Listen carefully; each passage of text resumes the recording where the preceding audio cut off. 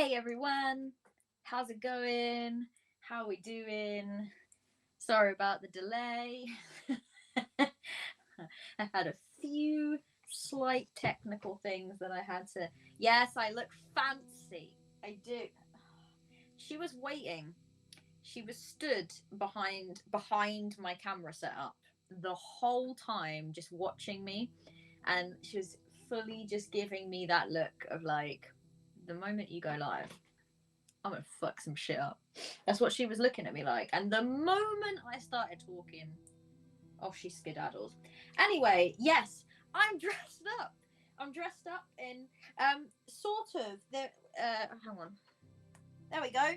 I got me fancy like dungarees looking. I should have made use. I should make when we next play a game set in like the Victorian times. I should go for like a Cockney street urchin and wear this. Yeah, it's part of a thing. It's the most dark academia I could find. But yeah, I did this on very short notice, and I've got makeup on as well. So this is how you know this is a special stream, because I very, very rarely wear makeup. I'm not very good at applying it, so I just ignore it, and I get very perfectionist over it. But yeah, hello everyone. How are we doing today? Today I am going to be, as you can tell by what's written on the screen right now, playing a game of Tangled Blessings by Cassie Muffin. It is a 1 to 2 player game. It is Moobot. You are coming through as always. It's a 1 to 2 player game. It's a journaling game, and if you're playing in solo mode, it's just you, and if you're playing in 2-player mode, you're playing and you're like rival students. You are both members of the student body of Brackroot, not Blackfoot, Brackroot. I was very annoyed when I tweeted today and then noticed like half an hour later that the autocorrect button had autocorrect had not done its job how I wanted it to. But yes, Brackroot Academy for magical students. And yeah, you are a prodigy at this academy, and you have a rival, be that a second player or the machine. The machine being tarot, of course. That's how you play. You use tarot cards, and then you journal. So I started in that I have come up with names, and the reason why I've done that is I am notoriously terrible at thinking up names, and I did not want half of this stream to be me like, but does it sound dark academia enough? My dark academia outfit is the robe I was wearing when I found out my college lost its accreditation and my degree is now worthless. No, Alec! Oh my goodness. Amazing. I gotta say, I want to see both of those. University's computer science t-shirt. Okay, well, you know, each to their own. I've got a little bit different. But there's nothing wrong with wearing your university's computer science t-shirt. You'll be doing work and crosswords while I tangle my blessing. Well, that's perfectly fine. Hopefully it will be a nice chilled out stream. I need to now go through exactly what it is I'm going to be doing. Hello, Justin. Yes, I dressed up in my best dark academia fancies. And I think did I see Junior Q here? Did Junior Q come in? I think I did. I might have. Yes, I saw Junior Q come in a little bit earlier. You're cross-stitching. We got cross-stitching. We got crosswords. And I love all the crosses that we've got going on. Working but lurking. Amazing. All right, let me get this let me get this up and let's have a little look, shall we? So as you can see, like I said, I've already come up with some name ideas for myself and my rival, because that's what the whole crux of the game hinges on, is you and your academic rival, who is also a prodigy at this school. So the first thing I'm going to be doing is I'm going to be determining house assignment, because there are 5 houses in Brackroot Academy. Oh, look who it is! It's Cassie Muthwin. Hello, Cassie. It is lovely to see you here. Oh, Cassie, that's really sweet. And thank you, Alec, as well, earlier for subscribing, because I didn't get to say it on stream because I was not actually on camera when you did. That's really sweet, both of you, for doing that. I really appreciate that. Thank you so much. Celeb in chat alert. Sound the alarms. Yes, so the first thing I'm going to be doing is I'm going to be determining, I've forgotten all my words now. I'm going to be determining the house for both myself and my rival. Yeah, well, let's see what houses we end up in. And then I will go from there. I've already started to have a little bit of a think about my own character and I guess what they're like, and they're in this game you choose like a specialty, like a magical specialty. So I've started to ruminate on that, but I have not put anything in concrete yet until I have written it on the page. So let's do this. So the first thing that you do, determine your house assignments. So you take the first 5 cards of the Major Arcana tarot cards. So I need to. Oh my goodness, where is my packaging? I need to show you how beautiful these cards are, by the way, because I'll show you which tarot it is in a minute. I bought this especially for this game because I wanted something. I just wanted. I wanted a reason to buy a new tarot deck. That's what I wanted. Yeah, this is. So you take the first 5. So this is the Magician. Oh, it's gorgeous, isn't it? The High Priestess, the Empress. I love that one so much. The Emperor and the Hierophant. I'm probably saying that wrong. It is from this tarot, the Wild Unknown Tarot, by Kim Kranz, and I thoroughly recommend it because all of the art is beautiful. That Neopets one, yeah. So here in England we have a shop or a chain of shops called WH Smith's, which is probably not a thing in America. I wouldn't imagine. It's a very well known like British brand, and what they're known for is selling like stationery. Essentially, they sell stationery, they sell books, but people go there when they're about to go back to school to buy their filofaxes and folders and like pens and pencils and things like that. That's what they're known for. But probably a lot of you in chat know the wonderful JC Darcy, who is a good friend of mine, recently revealed to me that they have branched out. I don't know how or when this happened, but they've got a killer tarot section. Like, I hashtag it them JC Darcy. I had no idea that they even sold tarot decks.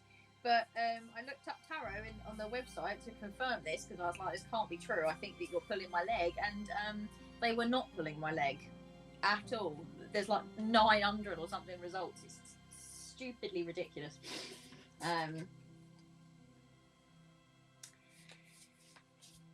Yeah, and the Neopets one was on there. So that's why I sent that to you, Alec. I thought that would make you laugh. Right. Okay. So, place the major arcanas into a small pile. Shuffle them. That's what I've just done. Pull one card to learn which house you've been assigned. And then I will read out the house description of the house that I have been assigned. And then I will do the same for my rival. And it might be that we're in the same house. It might not be, but we'll see. So, do a little bit more shuffle. Okay. We have number 4, the Emperor, which is the House of Spires. So that's the house for my character. I'll read it out. So Dori is in the house. The spires are only safe in their tower because of the panthers who keep guard.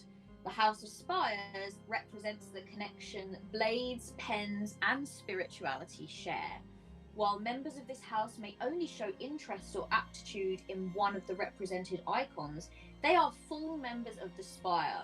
Students in this house often carry one or more of these marks: empathy, isolation, or judgment. This dorm is in the high tower.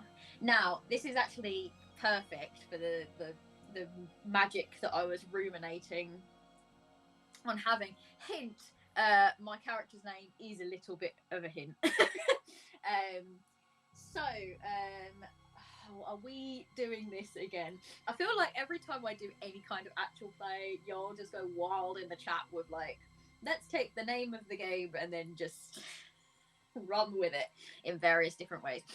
Okay, so I am in the House of Spires. So let me note that down. So House of Spires. So I can go back to that if I need to. That's fine. Yeah, I'll be able to read it if I need to. Cool. And then let's reshuffle. So I pop it back into the. Just really showing off my very bad shuffling game right now. Let's do this. All right. And my rival is going to be the Magician. So number 1, which is the House of Celestials. My cat Millie is chasing a pom-pom in celebration of this fact. Yes. So the House of Celestial. What do I have? That's a little bit funky. I don't know what you're talking about. I'm sorry, I'm not keeping an eye on chat enough, and I'm really sorry if I end up disappointing you. Let me read out the House of Celestials. The skies borrow from the elements to paint a backdrop for life, featuring iconography of the sun, moon, constellations. Celestials are known for their inner glow. Still, they do not shy away from the dark surrounding them, as they understand that all things require balance. Students in this house often carry one or more of these marks: discipline, passion, or indifference. This dorm overlooks the lake. So, House of Celestials is overlooking the lake. My house is in a high tower, in a very high tower. Which is good. So let me write that down. House. Ooh, oh no, not bolded. Celestials. Well, this feels good so far. All right, then. After I have done that, so what I will have to do is answer a few questions, which I'm going to do. The first thing I'm going to do is write a small journal entry before I begin my first year of like the whole process of getting selected and getting put into my house. So during that, I will answer the following questions. Well, you already can see what my name and my pronouns are. How did I receive my letter from the headmaster? What loose ends did I have to tie up? what do I hope to gain by becoming a mage? And how did the speaking gem talk to me in my dreams? Now, the speaking gem is a sort of established part of Brackroot Academy lore, and it is essentially a cursed gem, or a gem that is established that helps to choose the houses, and it has a lot of magical properties and probably the gift of prophecy and all sorts of things. And it has been calling to me, as it does many of its students. So now I've done that. So yeah, I will be answering those questions. I also need to discover my rival, which is to draw one card from the whole Major Arcana deck. That will represent my rival, and I will have that constantly out of the Major Arcana deck, so that will be face up for me to look at. And that will determine what kind of person my rival is, so that will be interesting. I've got to think about my first encounter with them and essentially come up with my rival. Again, I will do all this in my first journal entry. Then afterwards, it's just a case of figuring out what specialty of magic is, and then we will begin our first year. So I guess the next thing to do, let me discover my rival. Where am I? There we are. Oh goodness, more people have arrived. Again, I'm so sorry. I'm not doing as good a job as I normally do at looking at chat. Kiss you. Have we got to the bit where Dori and Xavier kiss yet? No, we have not got to that bit yet. I have promised many. It will be rivals to lovers. Yes, it will be rivals to lovers, this story. Everyone has been desperately begging me. No, that's a lie. I didn't need anyone to desperately beg me. I have been desperately begging myself the whole build up to me playing this game. But hello, Steph. How are you doing? I'm glad to see you here. The people demand it. Yes. Another cat has joined the fray. Steampunk Unicorn Studio. Hello. How are you? It's good to see cats represent into the chat. Right. Keep doing a little bit more shuffling. I'm very bad at shuffling. You might have noticed. It just looks like I'm just kind of.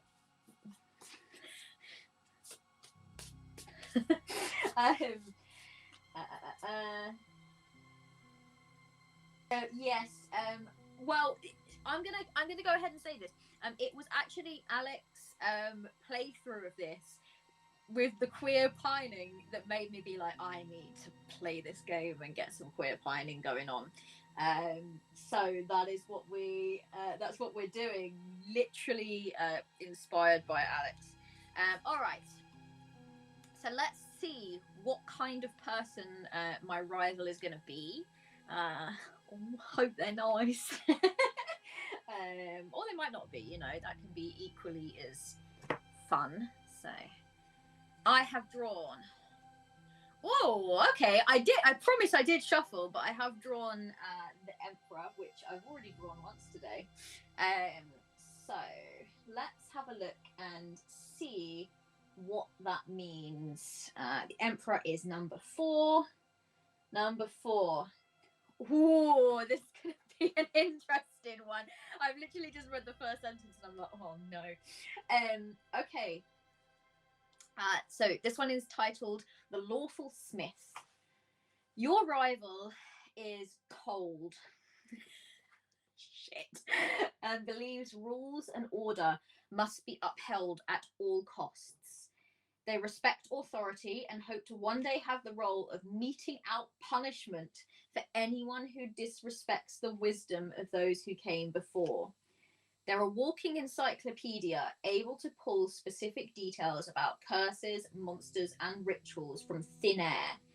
Additionally, The easiest place to find them is the furnace, the smouldering undercroft below the academy, where metal bends and fire elementals can be tamed. So, interesting, everyone. My rival is going to be mean. But that's okay. Because that just means a slower burn over these 4 years. So let's then put him aside, our good old Emperor card, and I will have the rest of the Major Arcana ready. So your card is the Emperor.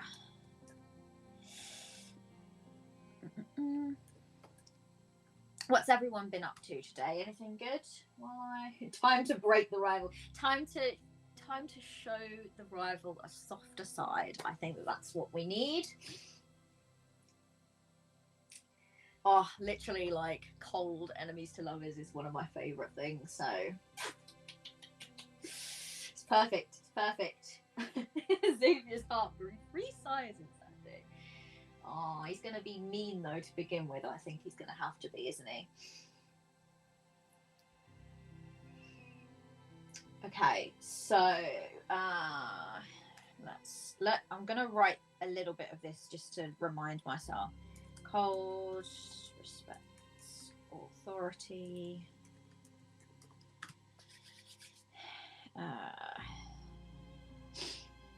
Believes rules order must be upheld at all costs.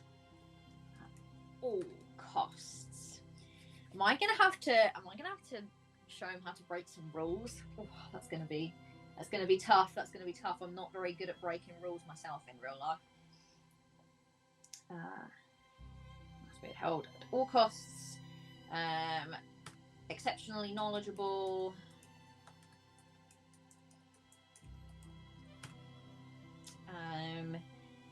Likes to visit the sort of, what is it, the furnaces down below. The furnace, yes, the furnace, a place where fire elementals can be tamed.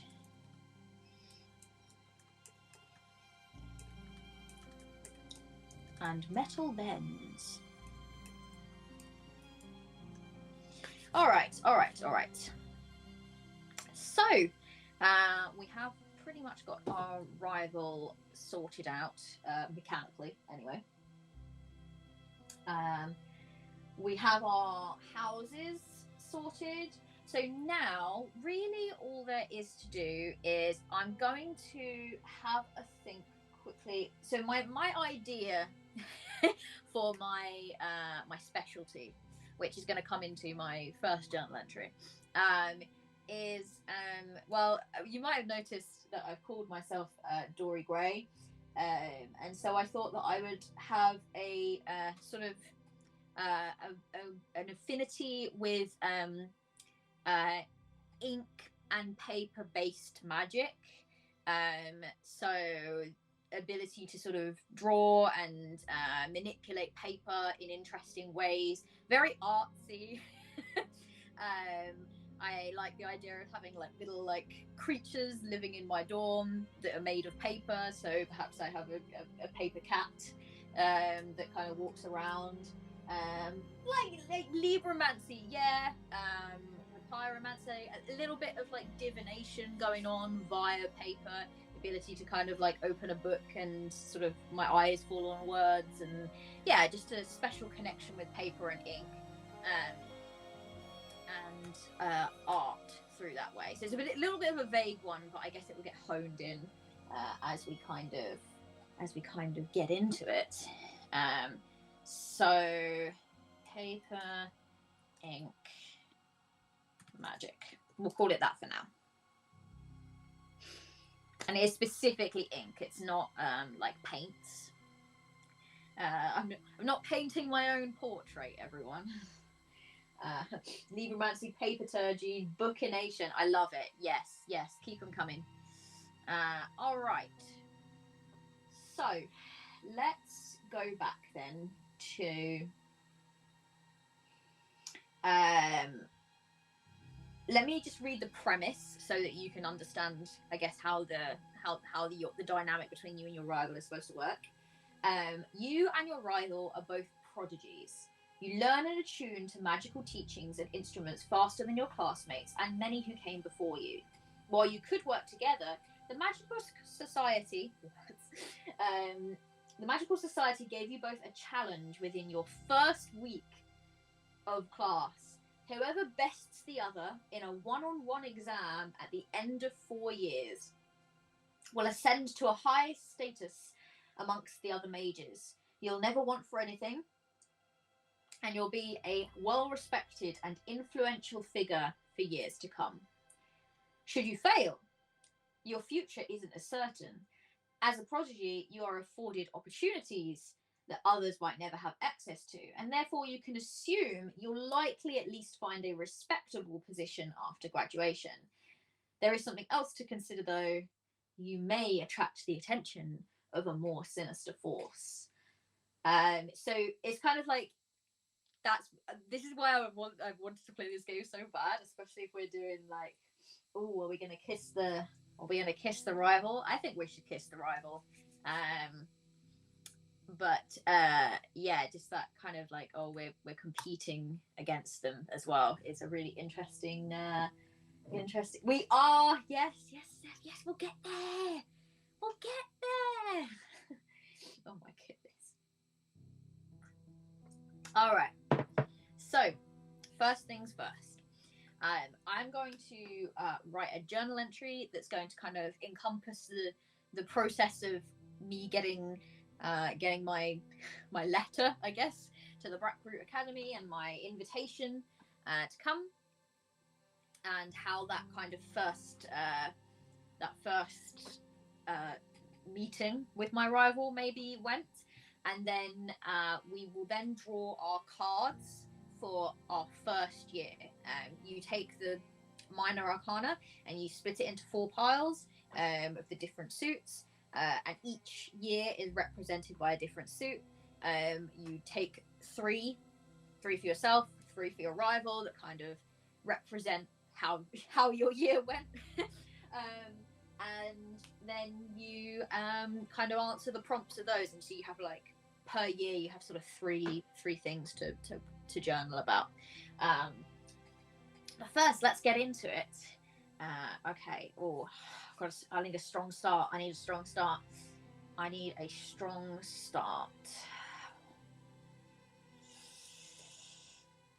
For the past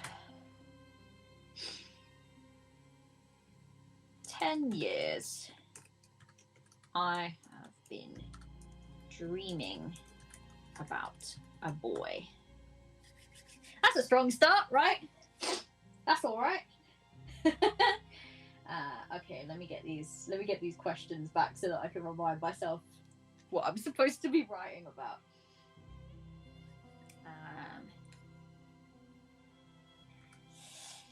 I didn't know his name. I'd never met him before, but he seemed to grow with me.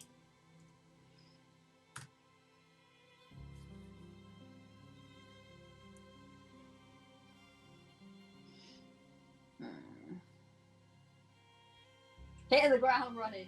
Oh, I hope so.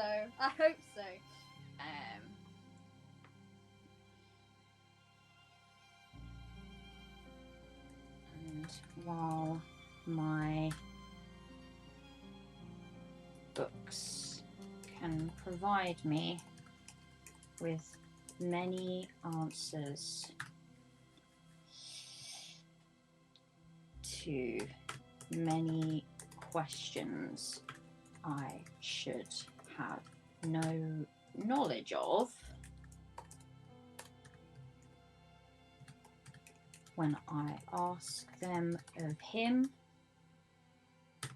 I am met with a full stop.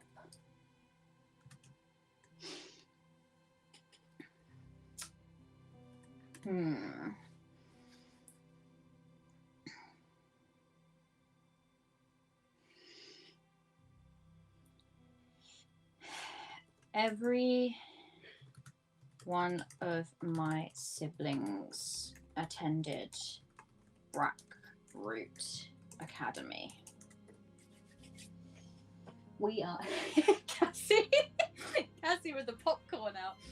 Every one of my siblings attended Brackroot Academy. We are a prestigious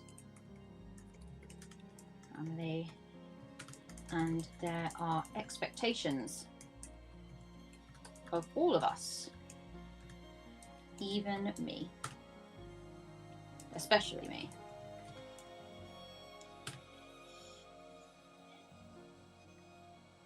I've been falling behind.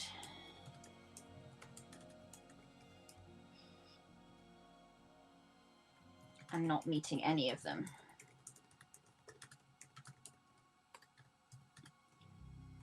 Hoping day after day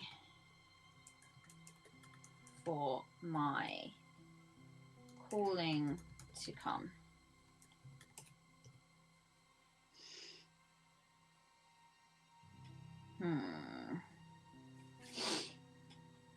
Oh, you like the music? So this is Scott Buckley, and Scott Buckley does amazing compositions, and you only need to kind of credit in VODs. So I'm always blown away. I'm always like, wow, really? This is free. But yeah, free stock music. This is. But it is. I listened to it and I was like, yes, this is the vibe. And I'm glad that you can hear it. I should have asked that. I can imagine if like halfway through everyone was just like, Kat, it's so unlike you to not have music on your thing. And I'm like, oh no. All right. So, hoping day after day for my calling to come. The others were called much sooner. They've all graduated now. And they've done well. But I want to be exceptional.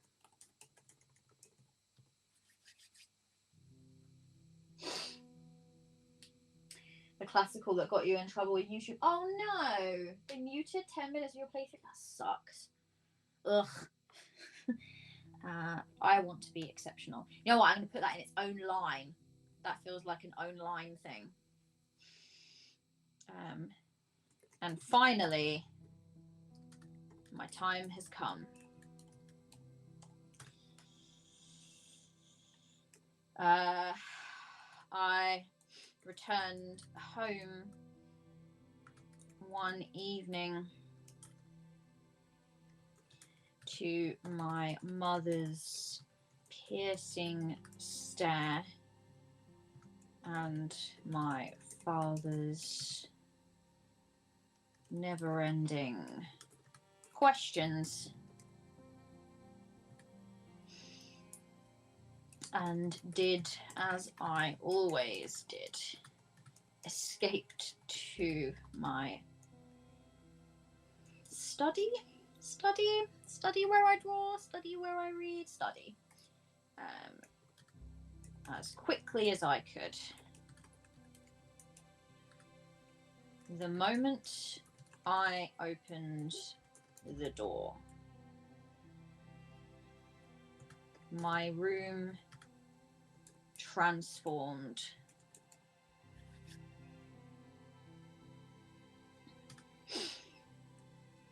The walls, floors,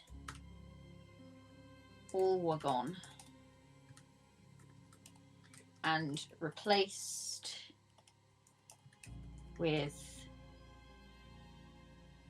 a beautiful landscape. landscape made entirely of paper, coloured in every ink that exists.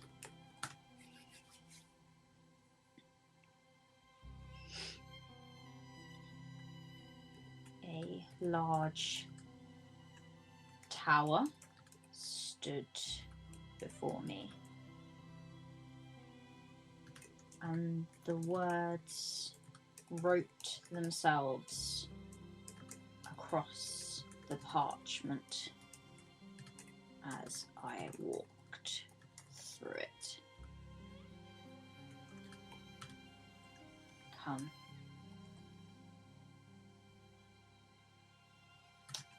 Which will you be?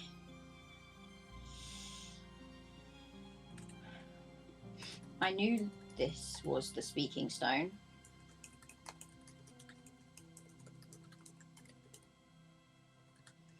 It reached all of us through our specialties.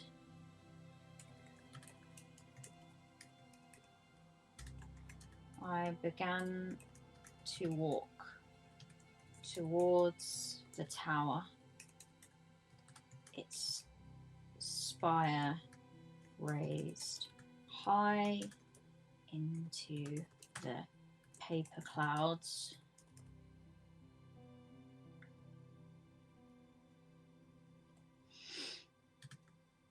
Ooh.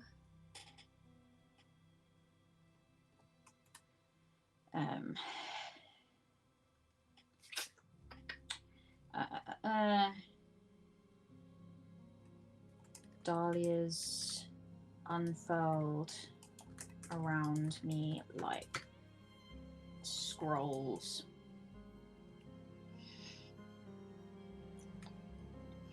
A paper panther slinked through the trees in the distance. I looked up as the sun, then the moon, then the stars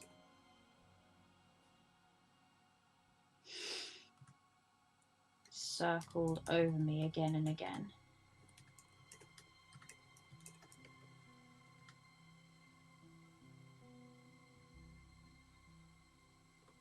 Which will you be? The inked words spoke.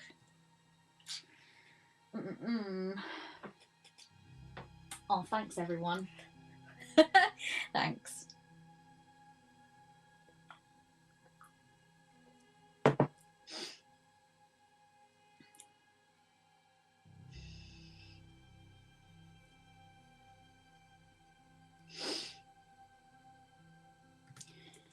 The door to the tower opened and stairs descended below. I took them carefully. 'Tis paper after all. But they held. I could hear a loud ringing.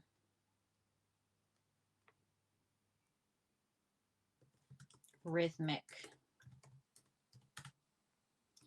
like a hammer on iron.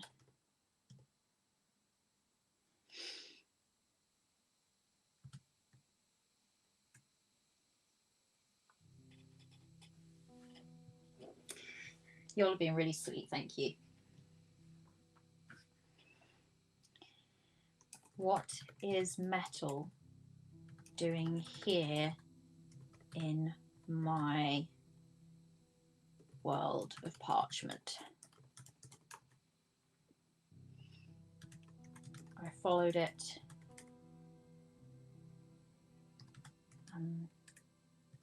till I got to a door.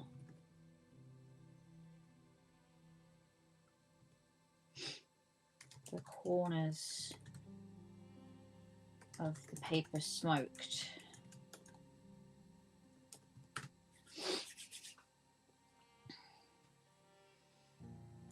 But I reached for it anyway.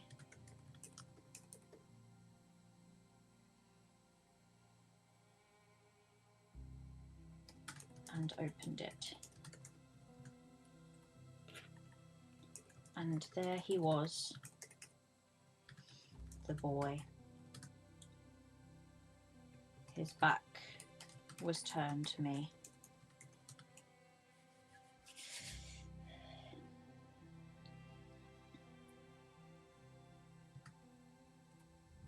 And from him, the heat of a great fire emanated.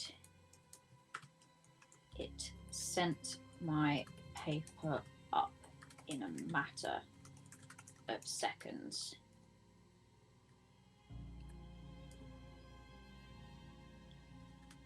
My entire world and everything I had been waiting for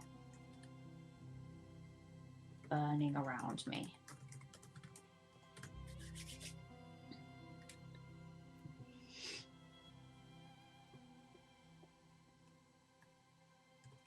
Who is he? I asked the speaking stone. Tell me who he is.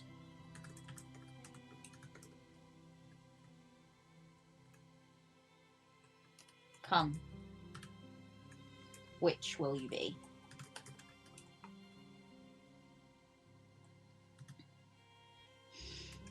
The words just about wrote themselves in the smoke. Before I was back in my study. Coughing. Who is he?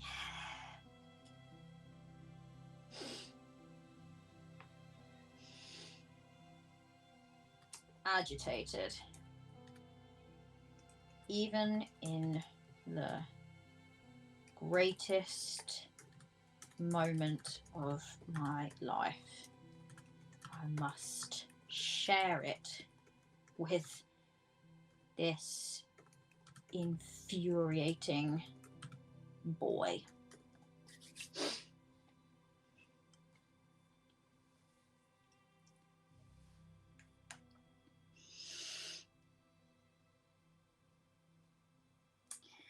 So into the vibe here. I'm glad. Me too. I'm getting into this. I'm not even starting year one. We're not even at the school yet. I should try and hurry this up a little bit more. Okay, so even in the great smoke of my life, I must share it with this infuriating boy. Awful, awful, terrible situation for me to be in. My mother was behind me and handed me a glass of water with a sniff. Pack your things then. She said.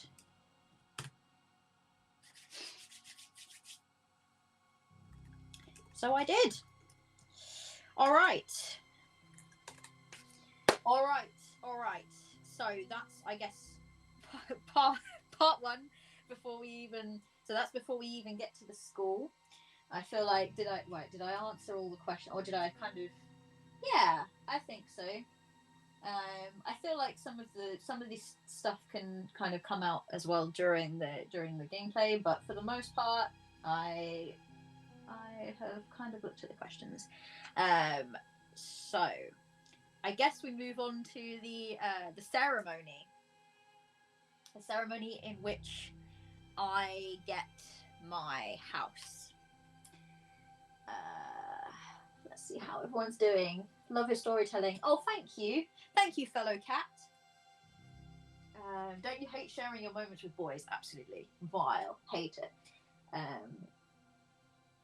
It's lunchtime here. Over here where I am, it is 8 p.m. It is 8 in the evening, hence why all my lights are on and everything. Yeah. Let's get into the next bit then. Sorting ceremony, I suppose.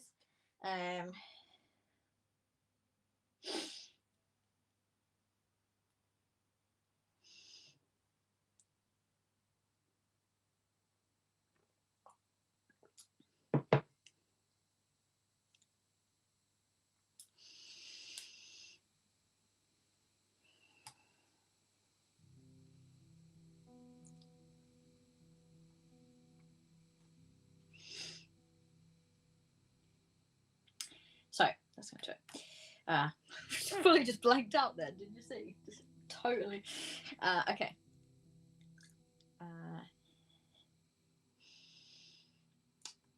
For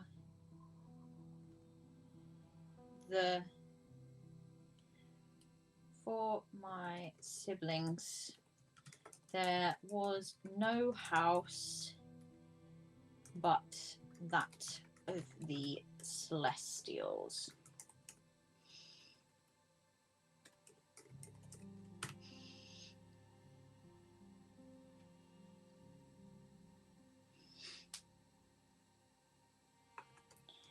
Lofty ambitions, aspiring to great heights.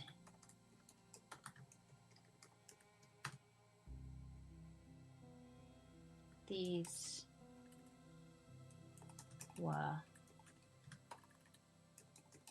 the qualities they wanted to exhibit, as do I. To be celestial is to be disciplined.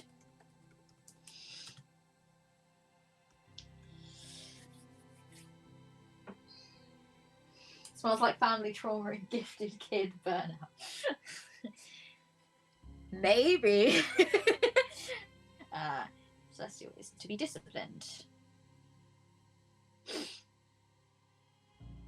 Many of the great families end up there. And I too expected nothing else. How foolish of me. An outlier in my family. I should have predicted this.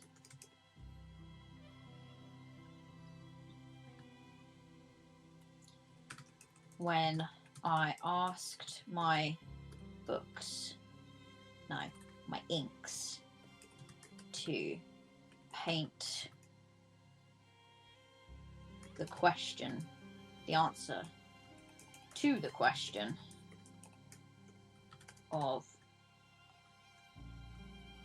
which I would be, I drew a great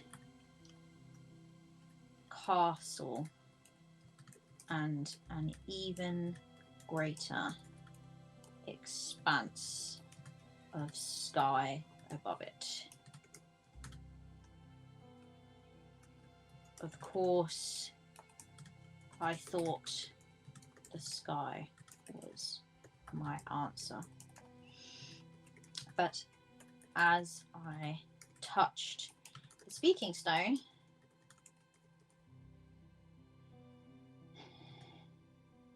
and its true answer came to me, the spires of the castle.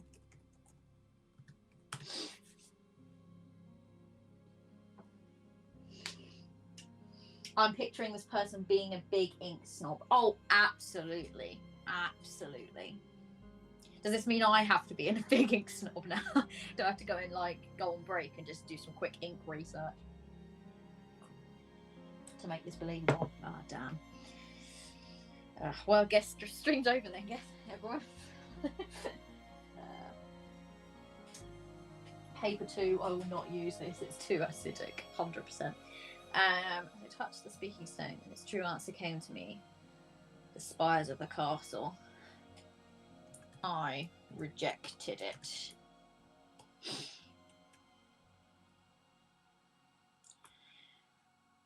When you receive your answer, I'm going to do this one anew. When you receive your house, it is given to you in your thought. And for a moment, I briefly considered lying. I could tell everyone celestial exactly as they expected of me.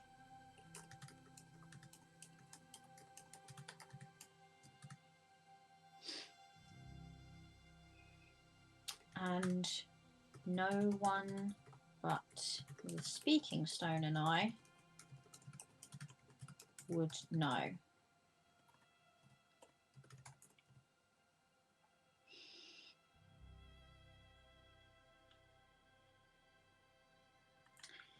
Then a voice resounded around my head. Don't. I'll know. I knew it at once. I felt the heat, the metal. It was the voice of the boy from my dreams. He was here. I turned sharply to find him in the crowd and did so in an instant. Even he seemed surprised.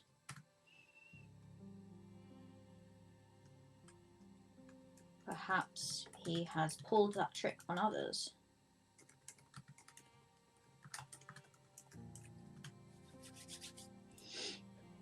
And not been discovered. I maintained eye contact as I spoke aloud. The House of Spires. The crowd murmured at this unexpected result.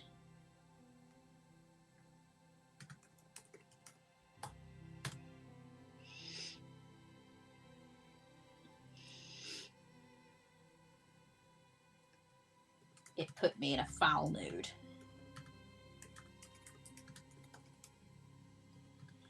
But what made my mood worse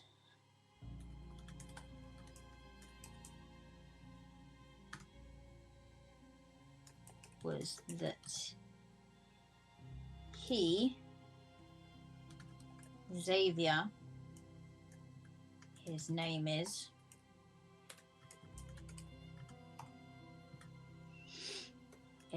a is now the newest member of the very house I needed.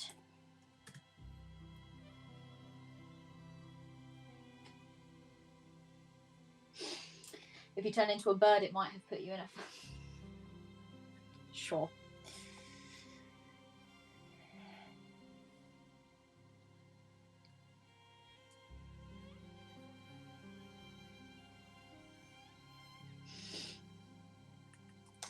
It stings. And what hurts more?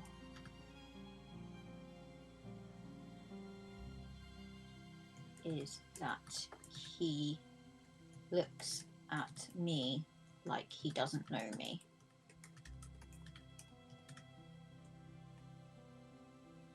He doesn't know me.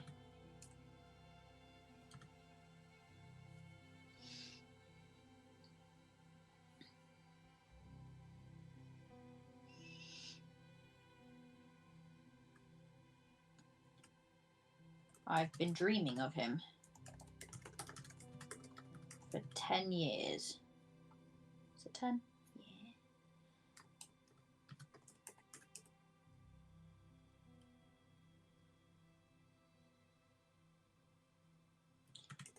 And I know him.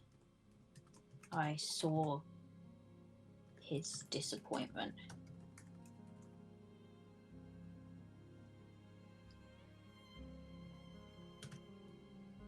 And he has no idea.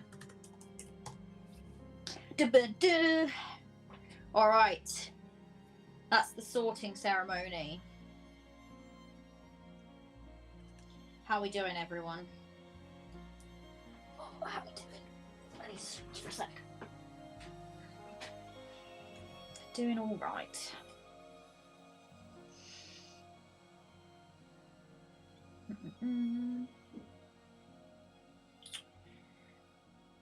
Okay.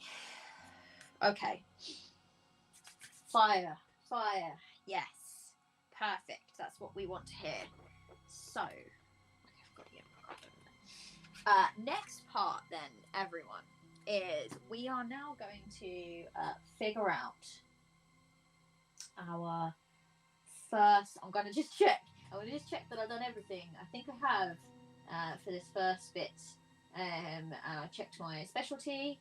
And yeah, perfect. So the sequence of this game is incredibly easy and incredibly thoughtful.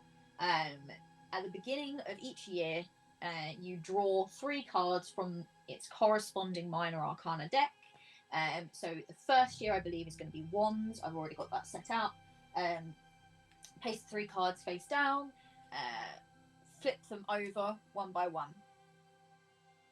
So you flip it over, then draw a major arcana deck to go with the first one, write your journal entry. Then you flip over the second one, draw a major arcana, write your journal entry. And so on and so forth. Then you grab your rivals cards.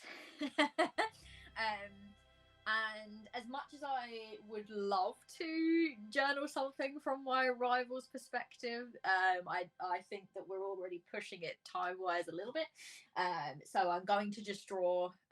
we're going to have to just imagine what Xavier's thoughts could be. But I'm going to just draw his cards and keep note of them. And then this will come as part of the final mechanic for when we have our final face-off, as it were, which will come as a series of tests, and the cards that we've drawn will be a part of that. Yeah, I think that I have mixed my memories. That's the props between years, and there are between years as well. Yes, between years there are like prompts for like events that happen. One of which I have slightly read ahead, and I'm not ashamed of it. One of which is a ball. Now people in this chat that know I love me a ball. Face off, you mean make out session? Well, that too, but there will be a test. So, what have I got? I've got my wands here. Is it a masked ball? Yeah. Come on, you know me. Of course it's a masked ball. It's got to be, right? I think that would be really fun. We're going to get there first. We're going to get there. Damn, I'm having so much fun with this already. This is really fun. And honestly, like, y'all have been really nice and saying, oh, your writing's really good, but I'm just super inspired by the whole setting and everything that Cassie's written. I think it's incredible. I love Cassie's games to pieces. And I can't wait to play more of them, to be honest, which I will be doing plenty of. So, just check. It was definitely wands, wasn't it? Yep. Year 1 wands. That's what I got here. Oh, this tarot deck is gorgeous. Okay.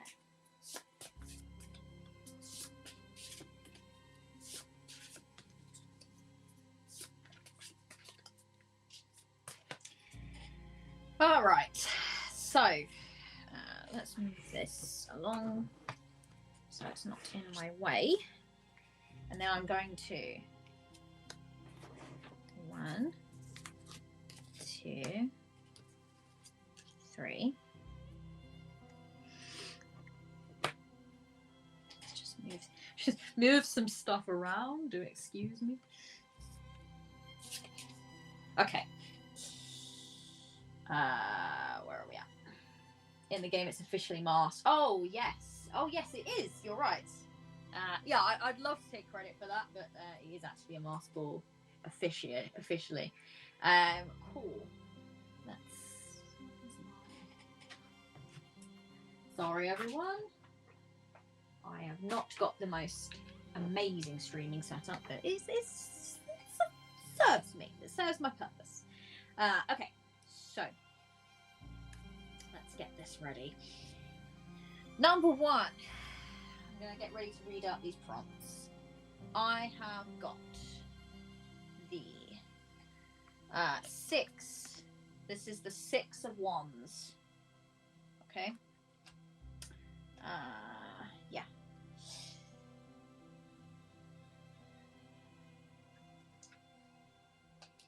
You discover a forgotten section of the academy, buried in dusty rubble and covered in magical runes. With whom did you share the discovery? If you translated the runes and dispelled the magic, what did you find hidden away? What escaped? Interesting. Okay, so let me write that down. So 6 wands.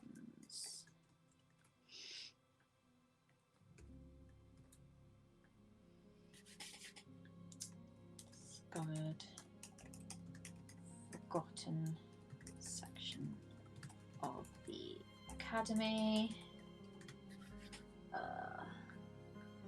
covered in magical runes.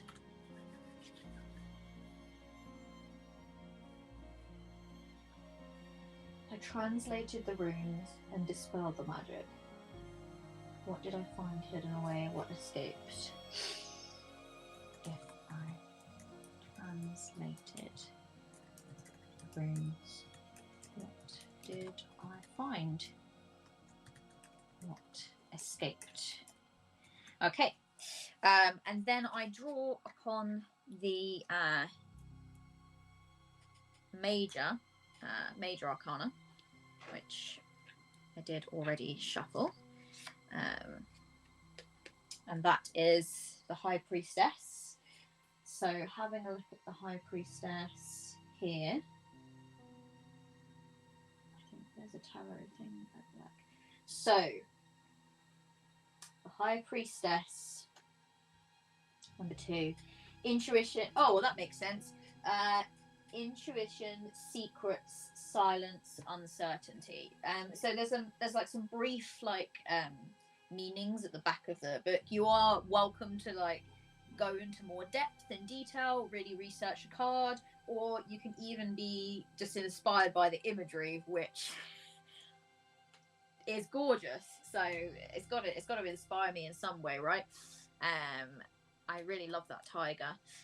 Okay, so someone forgotten. Let's quickly do this. High priestess.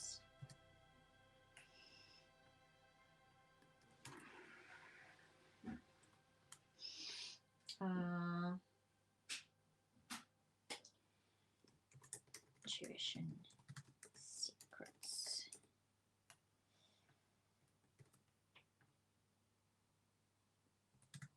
Silence. Uncertainty. All right. So now I am going to journal about that. And it also said who I shared this with. I don't feel like I don't feel like my rival and I are there yet. I'm gonna be real honest with you. Resist. Please hold on. I'm gonna run and get my pineapple chonks to bonk. You know what? Okay. Slow to medium burn. Sure. So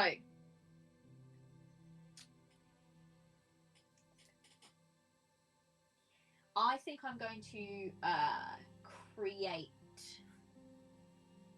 I'm gonna create maybe a friend, a student who's a friend,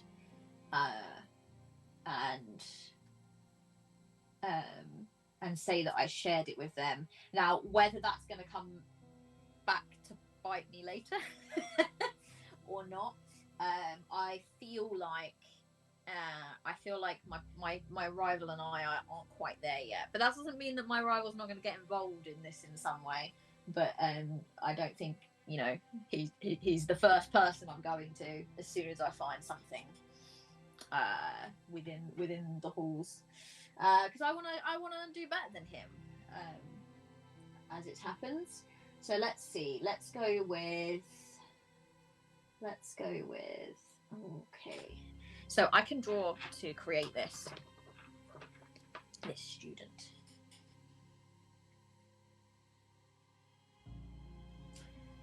So let's draw a card. That's gonna be the world. So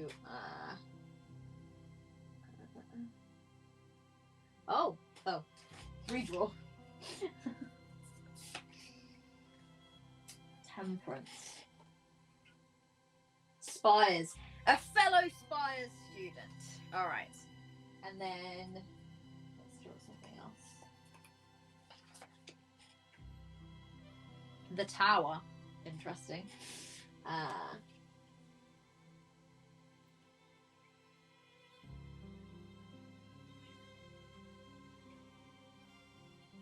They are they're in first year like me, and they take night classes. And then one more.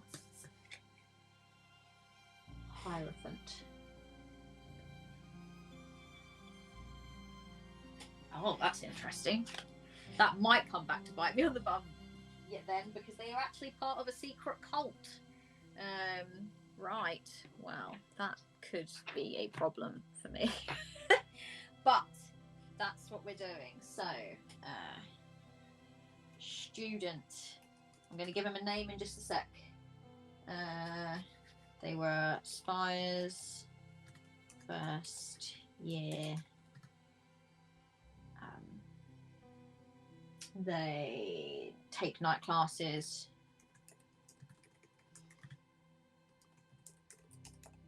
Are they night classes, or are they secret cult meetings?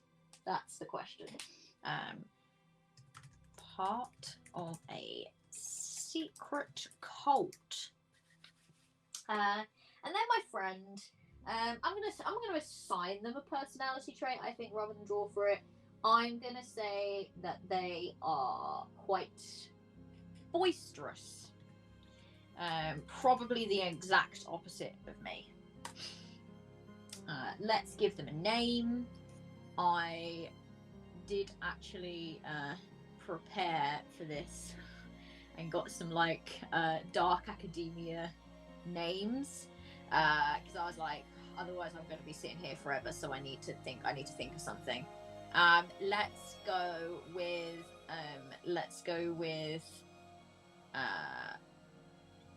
Let's go with Lysander. I like that name. It's quite a nice name. So Lysander, he, him. And Lysander's surname is gonna be Lysander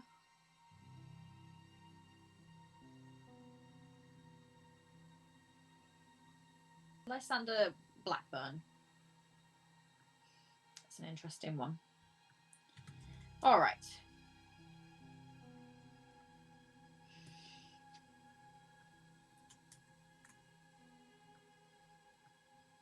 So this is who I've shared my secret with, my secret finding.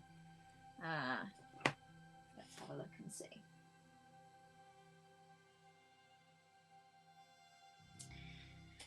Okay. Let's have a think.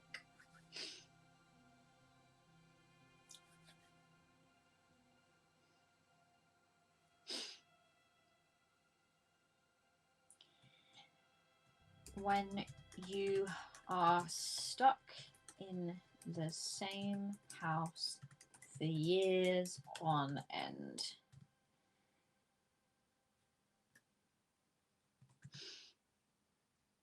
and then find yourself somewhere entirely new,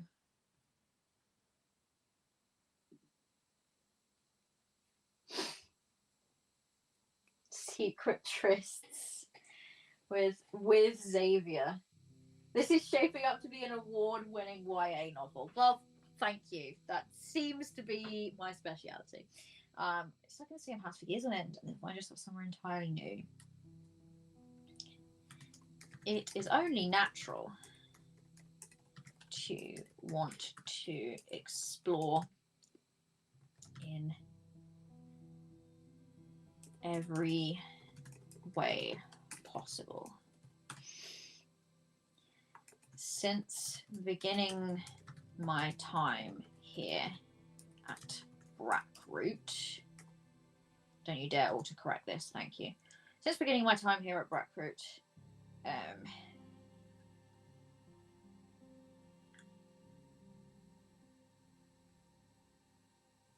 things have escalated quickly.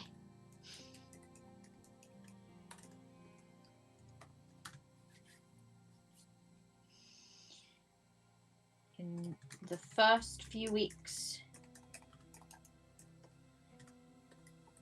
I began to realize that my fears of being only ordinary were unwarranted. The other students are slow,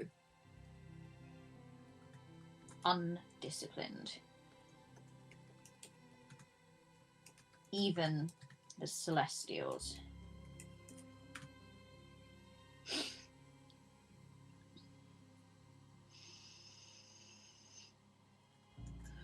All, of course, except Xavier. He shines brightly above any and all. The two of us were very quickly singled out, and Brackroot has always been fond of developing somewhat of a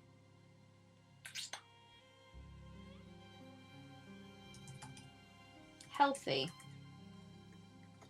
competition between its smartest.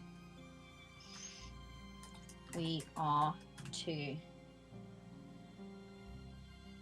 compete.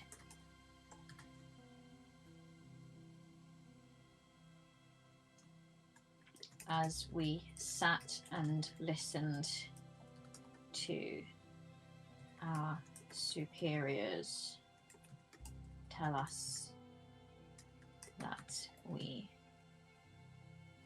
should learn from each other, but only to be better, I kept trying to catch his eye.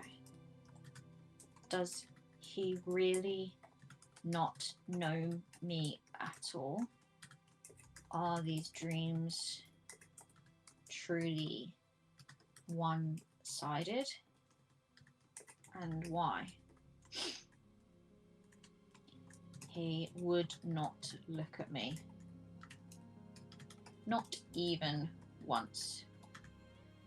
Even when we were dismissed.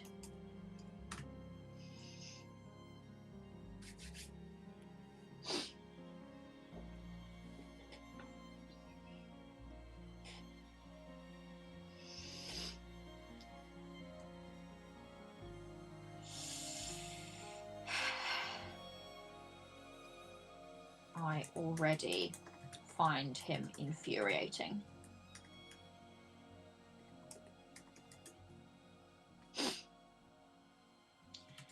And so I have decided to win this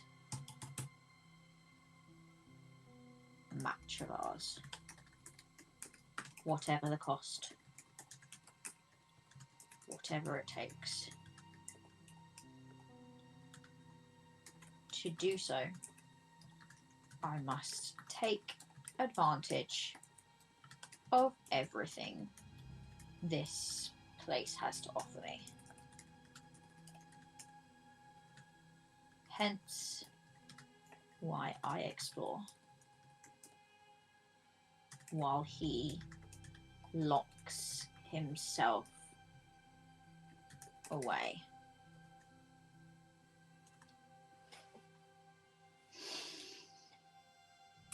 Everyone is low-key in love with Xavier, whether they want to be or not. Low-key, yes.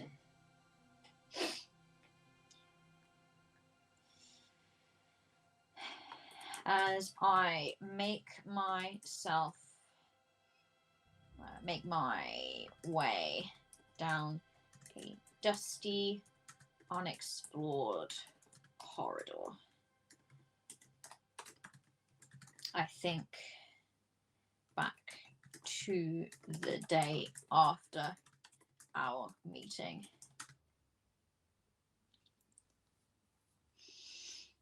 He was surrounded by classmates,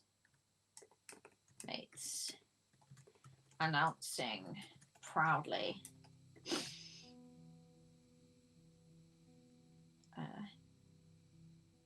the news of our meeting, that he was chosen and special. And as I walked in, he gestured as if I was an afterthought.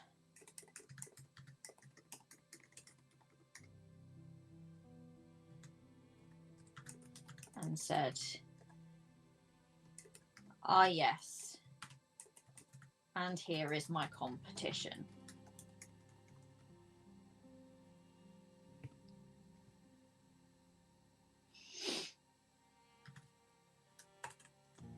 The class looked upon me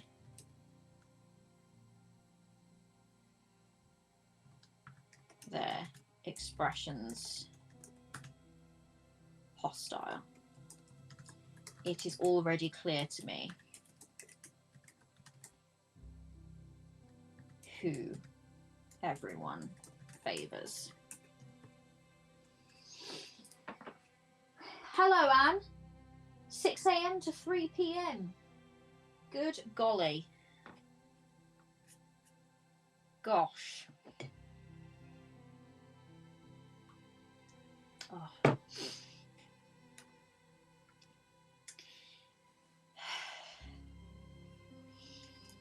Remembering it.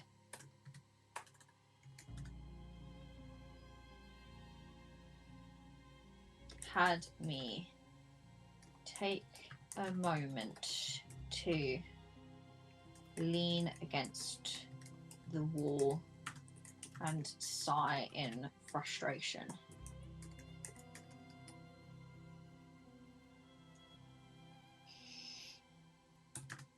Looking up. It was then that I spotted a strange indentation in the carving. The carvings on the ceiling. The pattern did not match.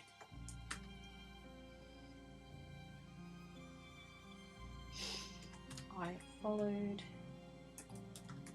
the line down the wall and realized that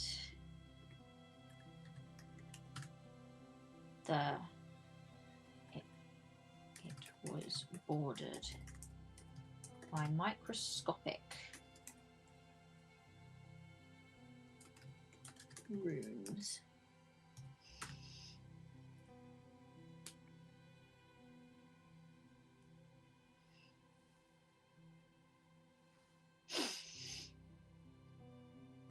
I smiled. I had found a secret.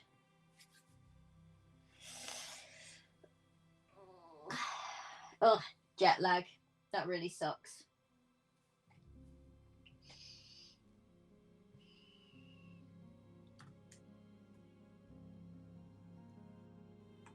It didn't take me long to figure out the code behind it all once I had written it down. A simple incantation that activated the release for a hidden door. And I, of course, went in.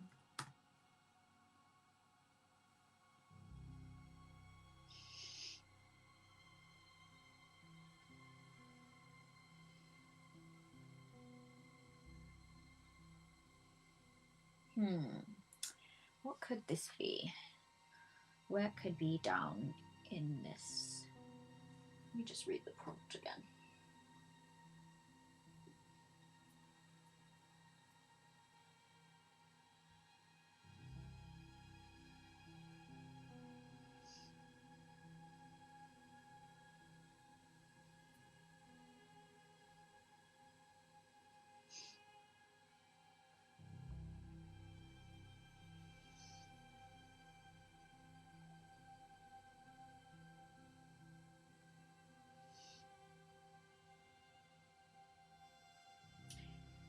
Discover a forgotten section of the academy.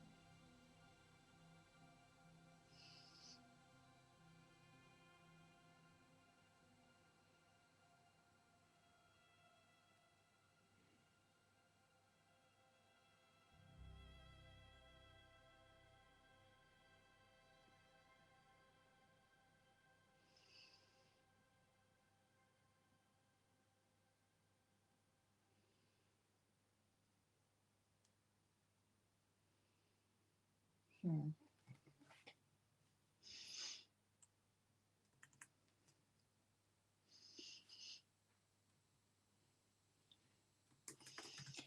The place had clearly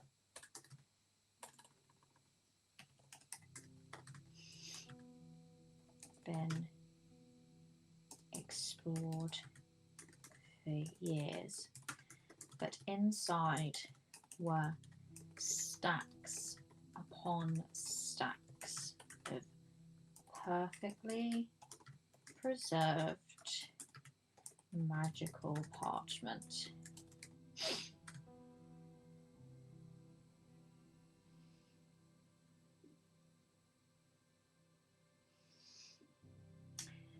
Yes, Seth, I do. I post these on my YouTube channel.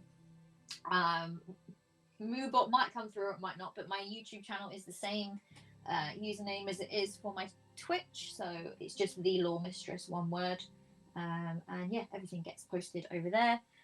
So you'll find all of my solo stuff over there and all of my actual plays as well.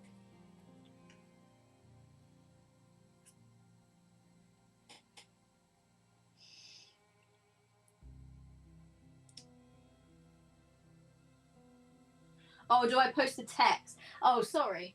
Not as of yet, but I should, shouldn't I? So my plan was to do something like that on my website, and I think I will do something like that. But I want to make it look. I don't know. I want to be happy with it first. So, in terms of like as well, we were talking about like I never really got to like finish Dead Letter Society properly. So I was hoping to do more of that in like a stream later down the line, like a co-working stream or something. I'll just do some writing, some journaling. But yeah, I should post these somewhere because I really enjoy writing them. It'll be nice for people to see them. Yeah, I'll find a way of getting it on my website.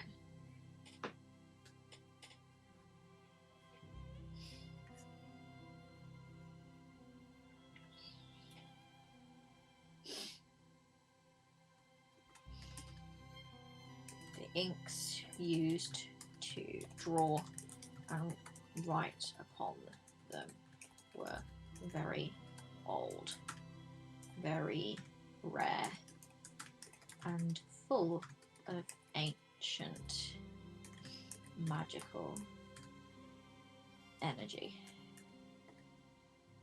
Not energy, potential. I think I've not smiled this much since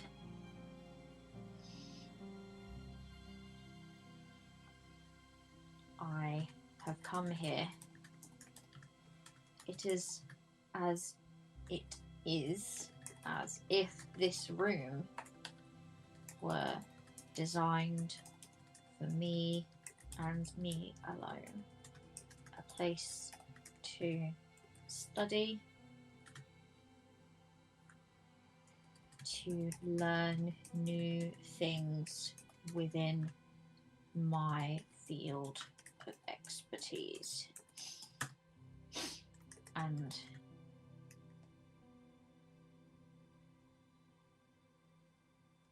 to get the much needed advantage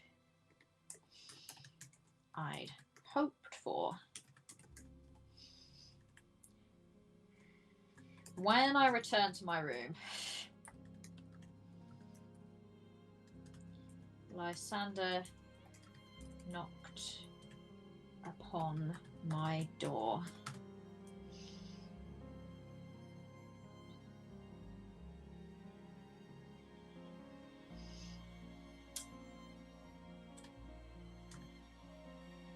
And he must have noted my change in mood. Usually, I guard my secrets well. but for all his high energy and good cheer, Lysander is in a similar position to I. He is the son of... He is the eldest son of the Blackburns.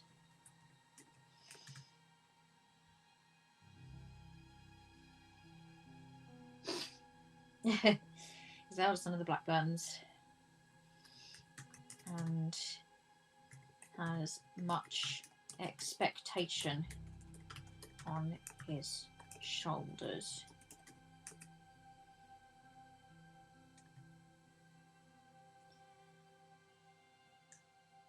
I was more than glad to take him and show him my discovery, extracting only a promise that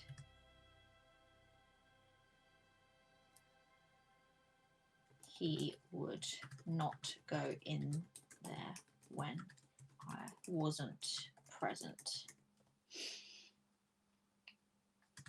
I hate to speak poorly of my friend, but despite his good name, magic does not come easy to him, and who knows what dangers lurk within those scrolls. What do we think? Do you think the Lysander's gonna do as I ask? Probably not. Probably not.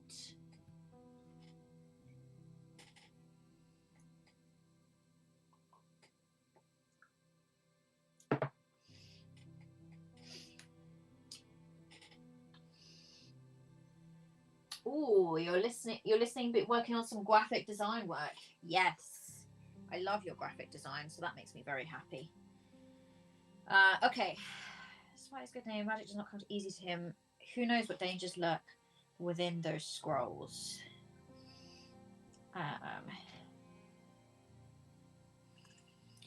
As we left and returned to our dorm, we were cutting it fine with our curfewed time. Of course, Xavier chose that moment to round the corner.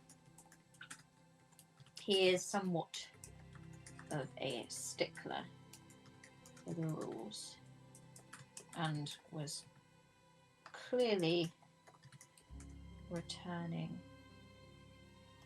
He's somewhat of a stickler for rules. I'm going to leave that for a second. He's somewhat of a stickler for the rules, and his eyes narrowed upon seeing me. You should be in your dormitory.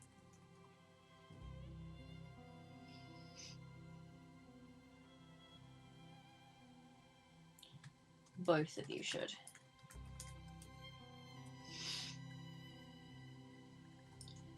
I responded with equal spite, as should you. Are you lost? The Celestial Tower is the opposite way.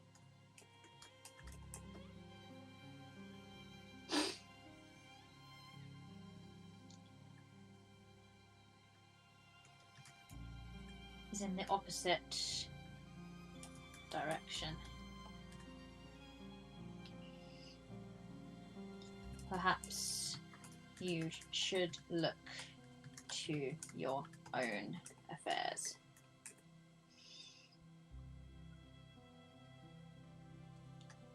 before worrying yourself with mine.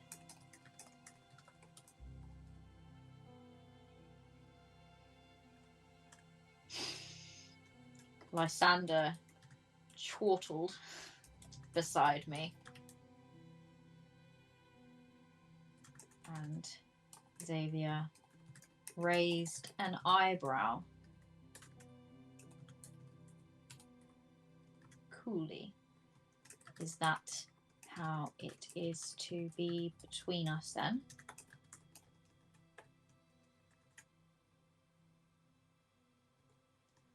Only because you have made it so. Good night. There we go. Prompt finished.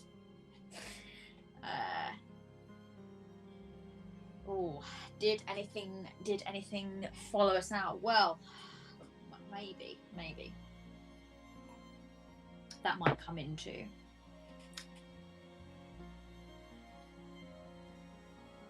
That might come into later. All right. So that was number 1 of the first year. I'm doing very well. As you can see, I'm getting very into this. To the point of maybe taking a little too long to do this, but I don't mind that. I'm enjoying it immensely. So this is a really fun writing exercise. So we're gonna do our second drawing for the first year now. Why is Xavier not in his dorm? So that exactly how it is. So our second is, this one is the 5 of wands. So let's have a look and see what that is. Oh yeah, guys, it's the moment you've been waiting for. I'm going to read it out. You were forced to partner with your rival while performing divination work. You both saw a glimpse of a shared future. What might await you? How did your rival react? How did you fight fate? This is everything that I've been waiting for. Okay, and then I'm going to draw my my major arcana, which is the devil.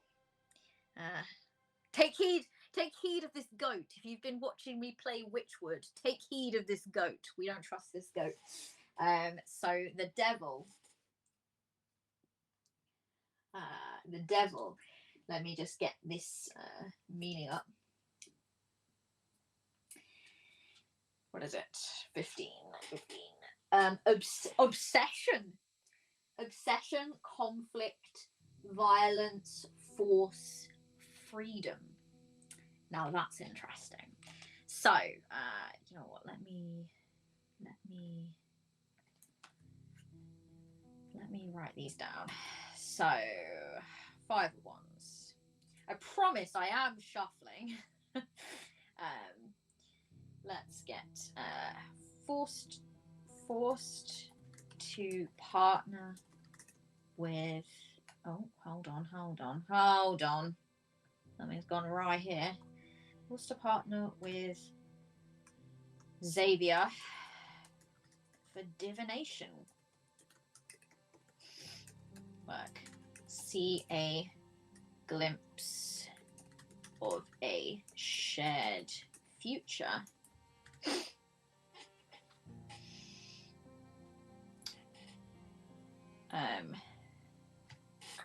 Do we fight it? How do we feel about this?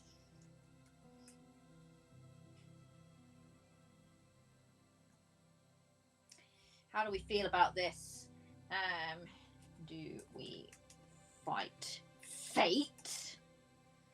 Okay, and then, so it wasn't the High Priestess, it was the devil. Devil is, remind me, obsession, conflict,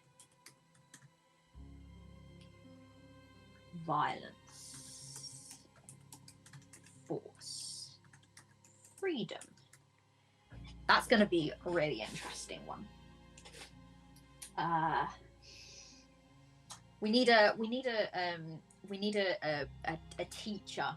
I think we need a member of the faculty. So we need the professor of divination. I'm going to draw some major arcana cards to find out what they're like. Oh, the hermit. That sounds good. 9. An insomniac. Okay. Divination professor. These tables are really useful for kind of coming up with characters very quickly that have got interesting quirks.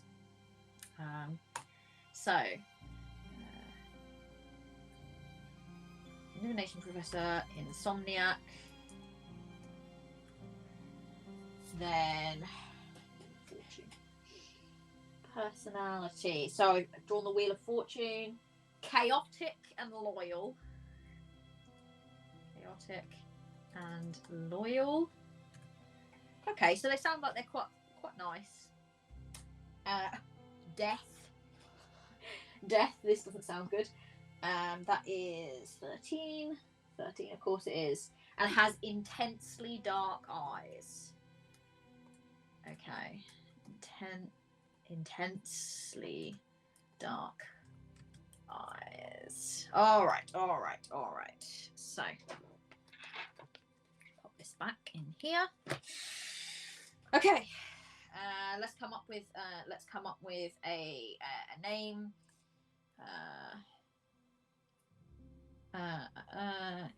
Do you know what? It's a divination professor. We'll have to call her Sybil. Sybil. Can't not. Sybil. Ooh, what's a good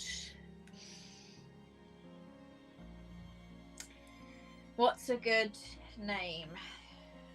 Sybil Marwood. I haven't got a wood. Sybil Marwood. Let's do it.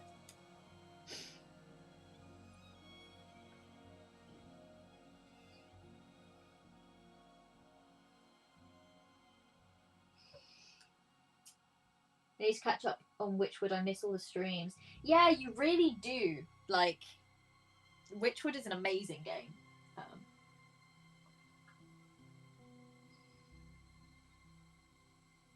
Fate the computer game. No, I never played that. Two of us are going to lose ourselves to old computer games. I used to play City Builders. That used to be my weakness. All right, time for the moment, everyone. So forced to partner with our awful, terrible rival. I think what I'm going to do this one, and then I'm going to take a break, go get a drink, and have a little walk around and stuff like that, and then I'm going to come back. So.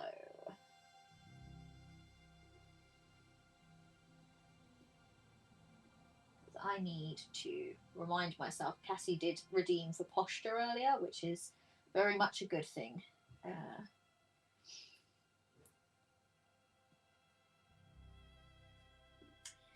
Okay, level 5.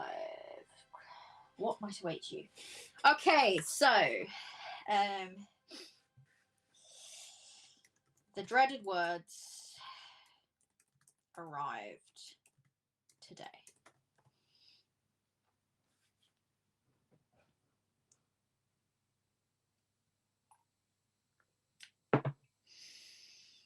Oh, I should probably split that off. There we go. The dreaded words arrived today. I have been somewhat expecting this from the moment that Xavier and I were singled out as exceptional.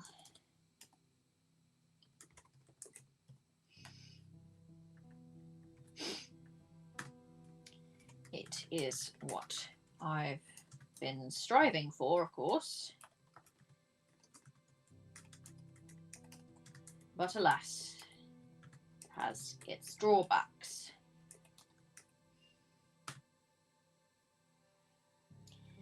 And I was starting to grow fond of Professor Marwood before she said it.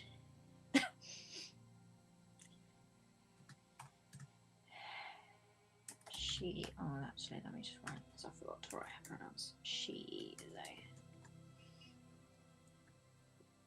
She might have eccentric quirks and be mostly due to a lack of sleep, I shouldn't wonder. But she is a wonderful tutor. She's helped me immensely with my divination within the pages of my books.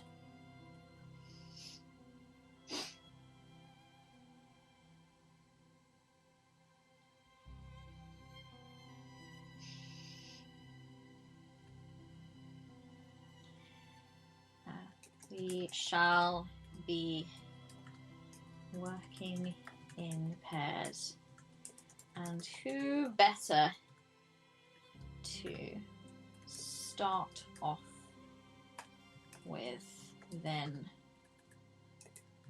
our two brightest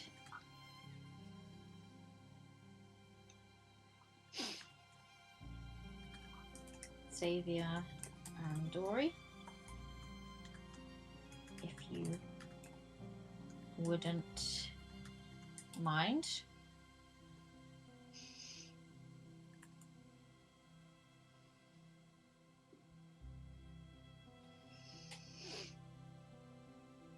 Why are you apologizing? The bird's now kissed. Dori has got a high opinion of themselves. Dori's pronouns are any pronouns, any and all. So he, she, they, whatever you prefer.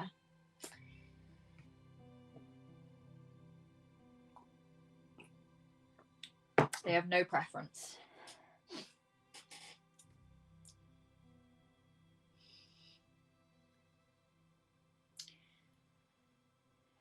Xavier and Dori, if you wouldn't mind. Both of us very much minded. That was clear even in his stoic expression. But he doesn't disobey a teacher. So he stood right away.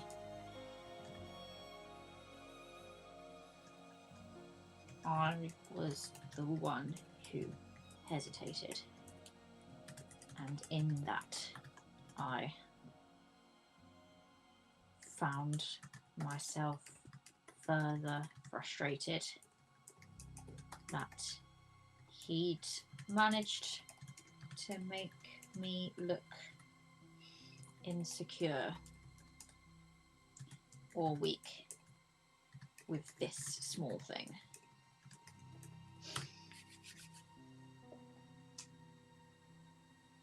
Jen, please.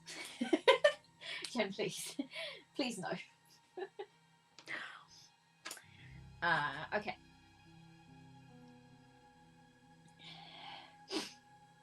I hastened to sit beside him as the professor continued to partner up the others.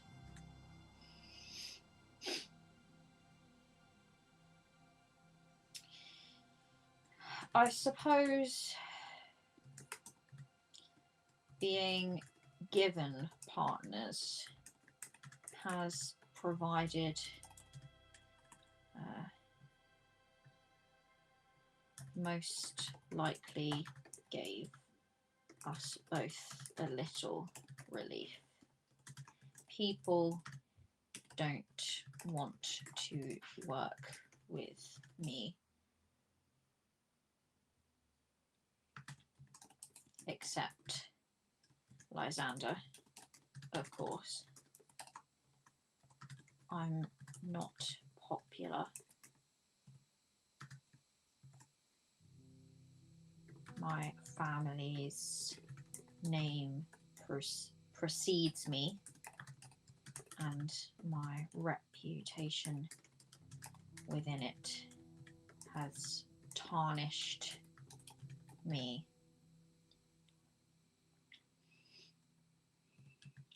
Equally, as much as Xavier is better liked, he is also feared.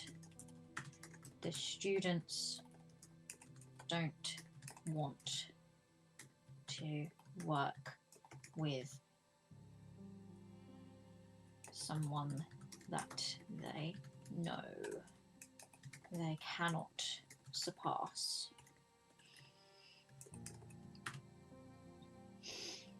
That will make them feel small. Tarnish, go beat the Elden Ring.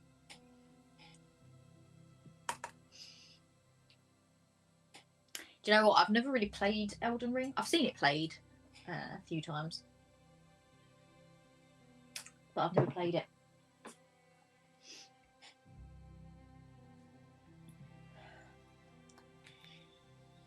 The initial conversation was awkward.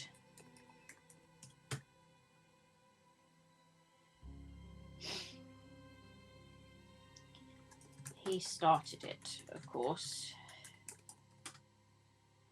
He was always going to be the bigger person of the two of us.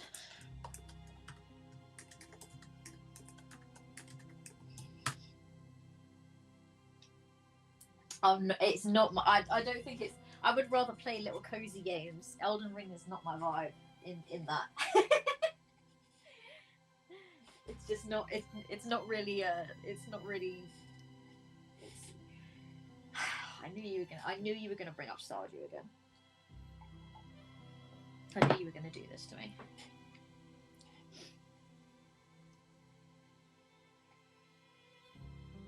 It'll do interesting things to your blood pressure. Yeah, see, that's what I'm thinking. That's why I'm thinking that it might not be my vibe. It's always going to be the bigger person of the two of us.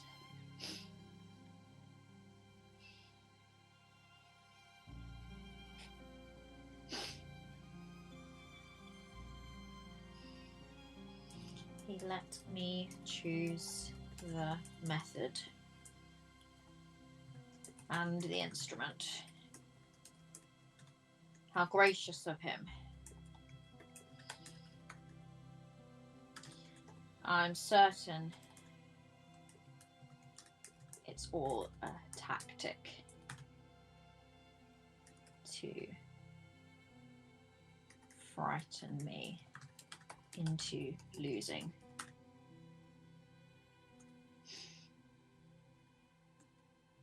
I don't care how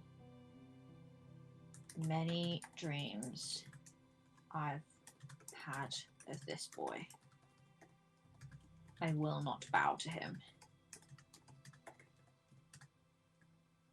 So I let him choose the era.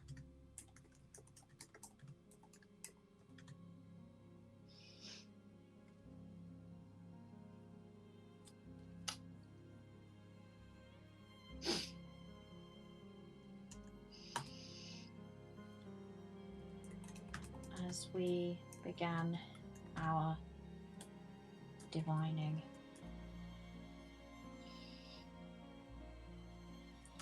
we both worked quickly. As much as he tries to put on an unbothered air, I could see him concentrating in a way he doesn't with the others.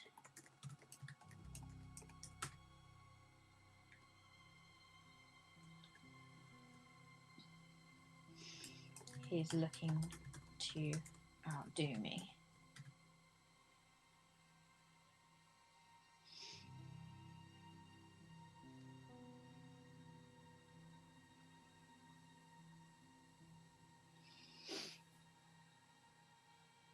The unbothered Xavier.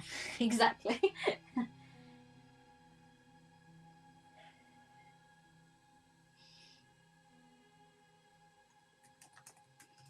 Worked in silence to begin with, too. But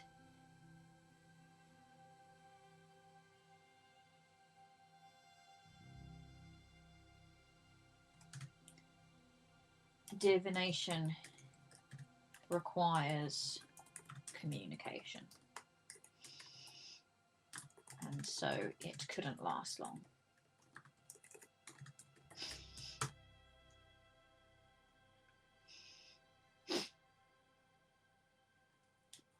As I wrote my findings, I became aware of the feeling of being watched. I glanced up at him in irritation. What?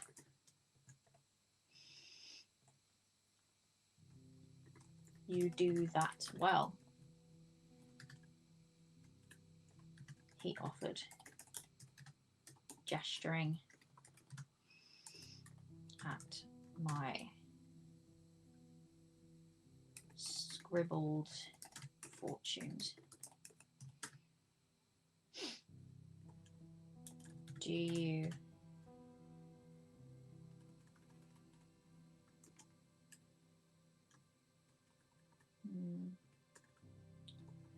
I do, I said.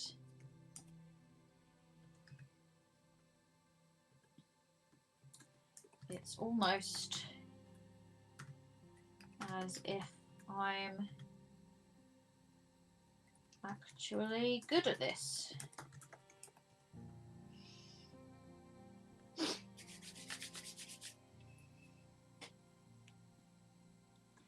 He sighed.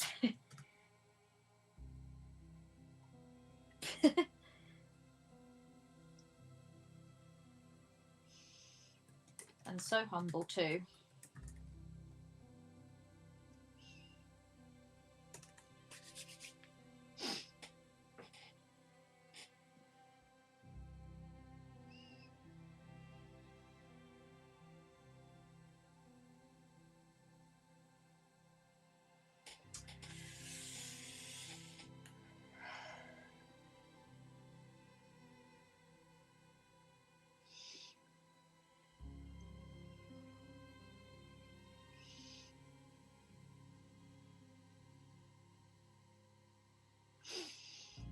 Another beat or two of silence before he asks,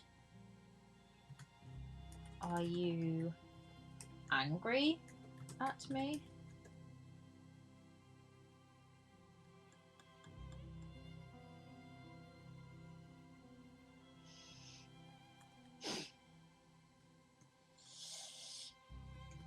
I wanted to snap back now, but that would have been a lie.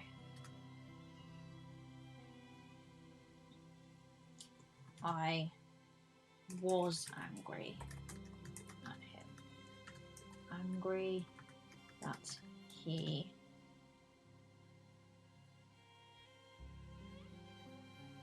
dared to pervade my dreams for so long and then waltz into my life with absolutely no recollection of it.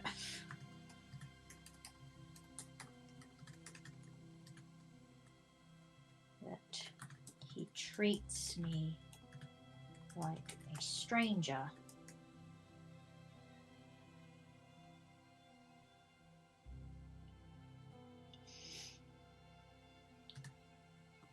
His ignorance is his greatest crime, but I dislike his temperament too. Why am I dreaming of someone so difficult to be around?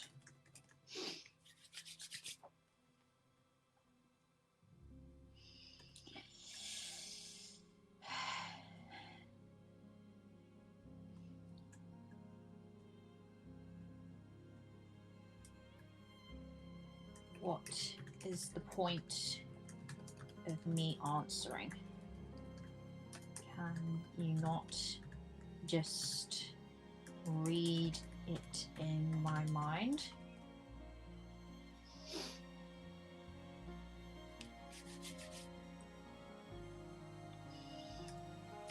That's the best thing about Dori. Dori has no idea how difficult they have to be around.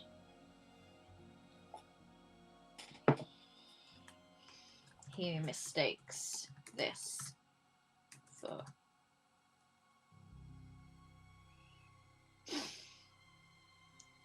my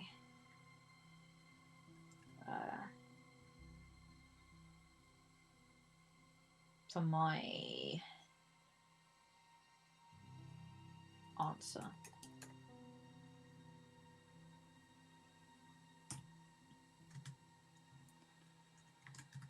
I shouldn't have done that.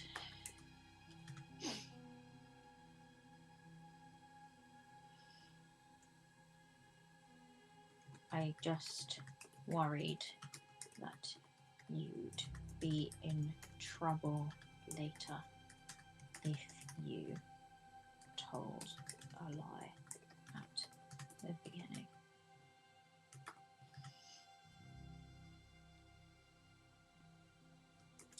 The spires suit you.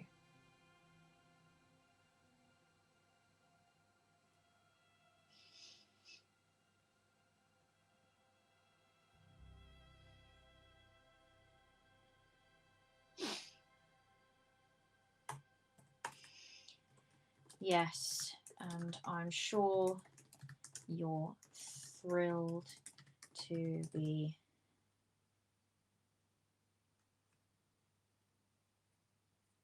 within the Celestials, where every member of my family was placed before me.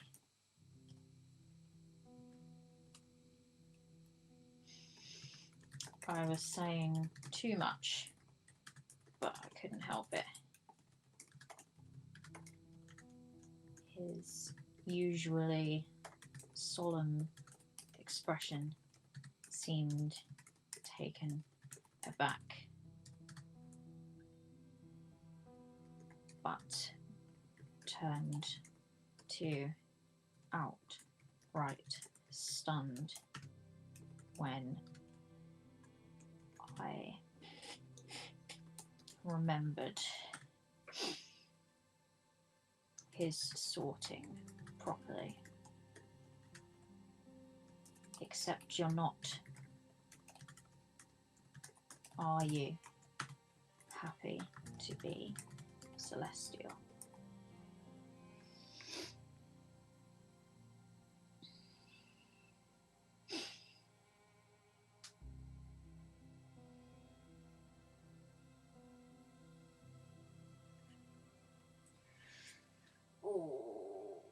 Quick, give me a half smile, or a darkening expression, or God forbid, a furrowed brow.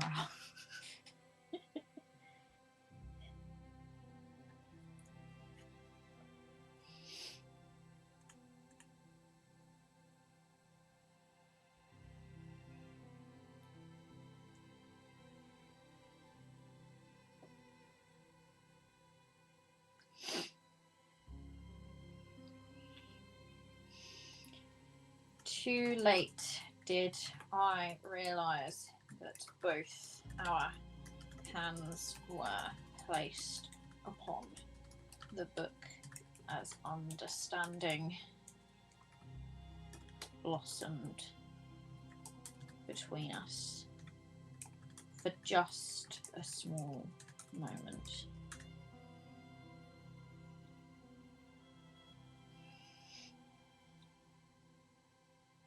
Furrowed brow and a tense jaw. We love that.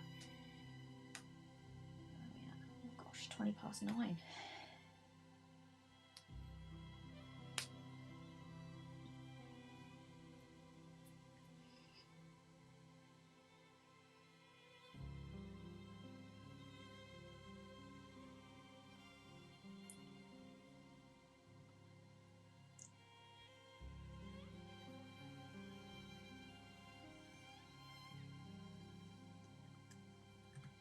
The room suddenly crumpled around us, and everything turned to paper again.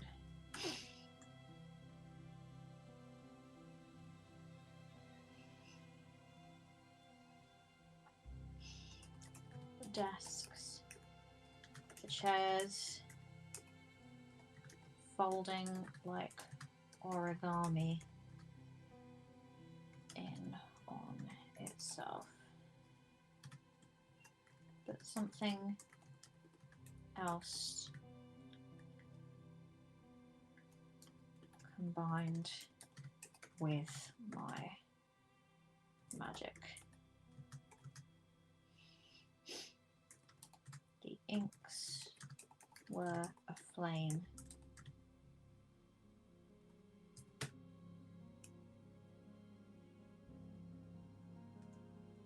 I could smell smoke and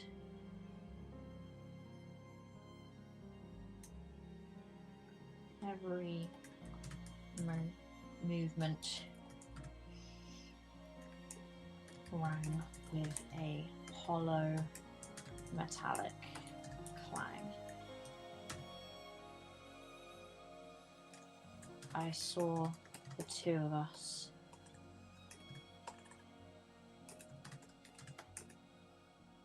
just as I did in my dreams, drawn out.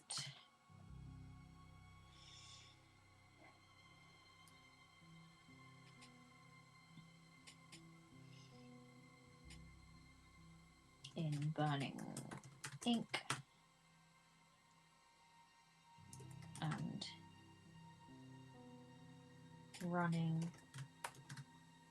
from page to page, hand in hand. Were we running away or towards? It wasn't clear, but smiles could not be ignored.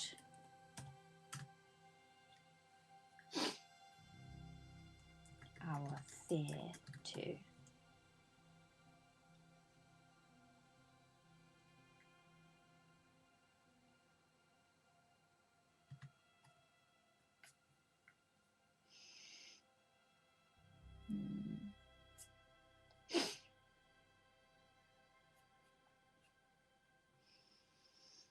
Hello, JC Darcy. Are we doing a chaos? Sort of. Yeah. Sort of a chaos. A chaos of sorts.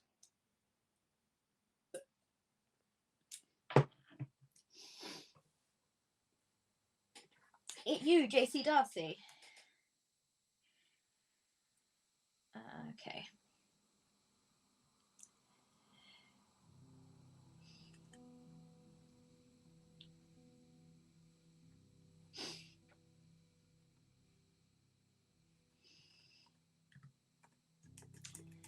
Shadows forming shackles tried to hold us down, and they failed. We were unrestrained, free.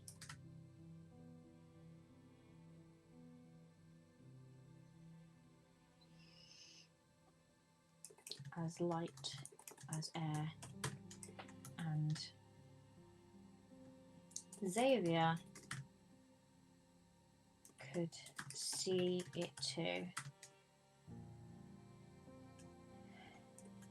And what's more, he could see that this was not the first time I had experienced visions involving him.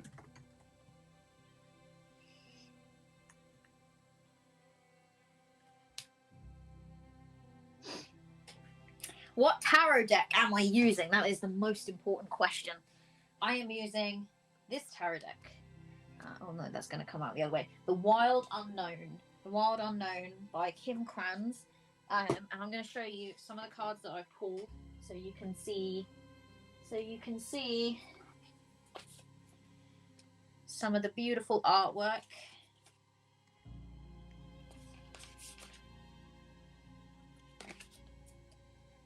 There we go. It's exceptionally pretty. Spicy romance. It's pretty, right? It's so pretty. What is my... This is the Emperor card. This is the one that represents my rival. And it's a great big tree with a sun burning in the sky. I love it very much. Okay.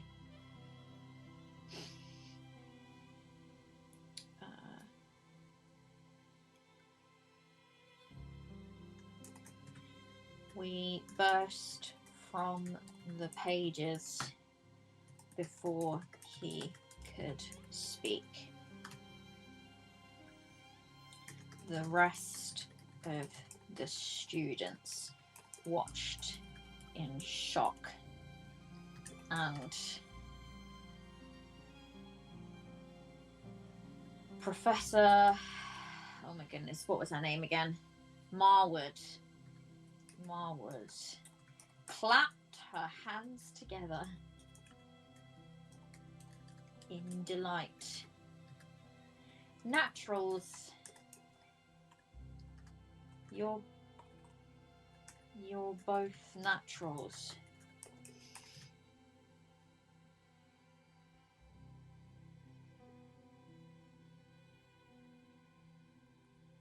Oh, really?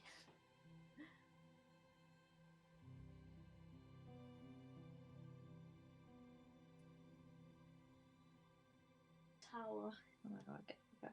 Okay. Naturals, you're both naturals. All this nonsense about pitting you against each other. I'm far more excited about what you can achieve together. I couldn't take any longer looking at the expression on his face. I picked up my things and stormed out. Pew, pew, pew. Okay, everyone. As you can see, I'm making my way through this pretty slowly. But what I'm gonna do now, I really need to go and take a break and have a little walk around. So I'm gonna take like 5-10 minutes, and then I'm gonna come back. We'll pull our last card. We'll do an end of year event, and we'll finish year one. I came into this with high hopes that I was like gonna just write short entries and like speed through it really quickly and get to the end of year 4. I don't know what possessed me to think that I would manage that because I just enjoy writing long entries far too much. So we'll do to the end of year 1, and then I'll probably end up calling it there. But I love this story so much that I feel like I'm gonna have to do it again. I need to do this again. Yeah, year 1, JC Darcy. I'm literally this is me just still on year 1.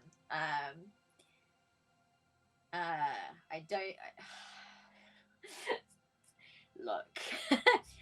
I think that it's okay though. Like, I think that everyone has been enjoying it. I hope, like, you're not all sitting there thinking, "Oh my god, we just hurry up and cut to the chase." Like, yeah. What do you mean never change? Look, I gave myself only a few hours, and I started late. And what do you want from me? Thank you, Cassie. There's no shame in it taking me a little bit longer. All right. I just want to write a good story for you all to enjoy. That's all. Sure. So, time for a break. I will see you in about 5 to 10 minutes, and then we will continue. And I'm very excited to continue. So, see you in a moment, everyone.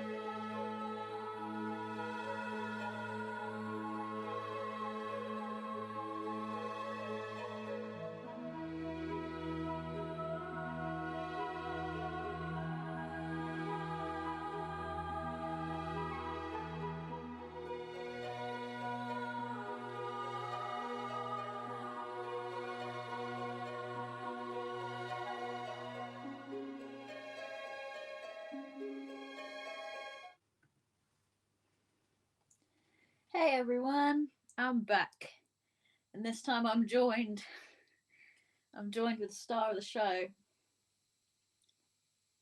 who was having a fantastic nap, but just had to come and get in on the action. Baby, it's Millie Moo. How are you doing? Won't you say hello to the people? Give the people what they want. The Victorian orphan arrives. That's exactly how it is. Okay, I'm gonna move, Millie. I'm gonna just move you slightly.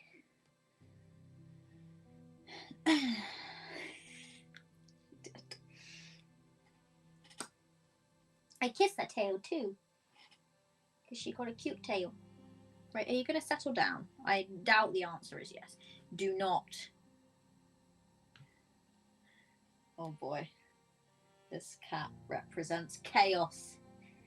Okay, Millie, I need you to chill out while I continue on this, because we're now going to draw our third card. I'm waiting for Darcy's inevitably disappointed reaction when she realizes I'm not even at the end of the first year. We're drawing our third card, which is, what is this? 4. I did shuffle these. Like, I did shuffle them well. Well, clearly not well. I clearly shuffled them really bad. But that's fine. You know, that's absolutely fine. It doesn't really matter, I guess. It's just, I just get slightly vexed when it's like shuffle and you're expecting randomness and then it's like 6, 5, 4. It vexes me. But it's okay. Okay. So this one, interested. Okay, so you and another student become inseparable. So I'm going to introduce another student into this, or I could talk more about Lysander, but we'll see. Bonding over your shared studies of healing magic. Who was it? What did they study? What did you make of the symbols that scarred their hands? Oh, the card art. I'm so sorry. This is the card art here. 4 of Wands it is. And we will draw our major arcana card, which is Justice. That's an interesting one. Oh, and it's got cats on it. This is pretty. I like this one a lot. What I really love about this deck is the rainbow. It looks inked. This is what I'm imagining. Like when the visions are coming. When Dori is having visions, it looks like it's like all drawn like this, and it's kind of like watching a moving version of like art, essentially. This is what I'm imagining. So we have a student that I'm about to become inseparable with, and Justice. So let's have a quick look at what Justice represents.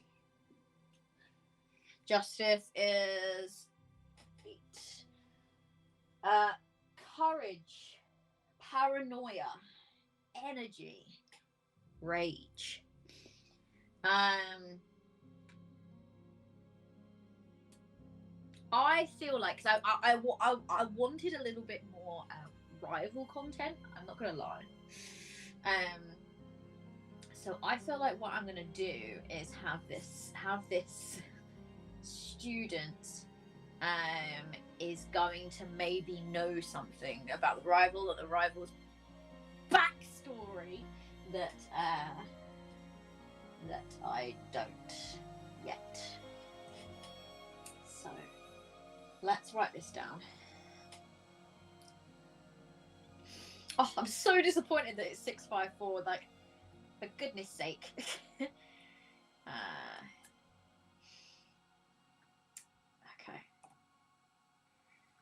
So, become inseparable with new student. Ooh, well, it didn't say new student, but maybe new student. Bond with them over healing magic.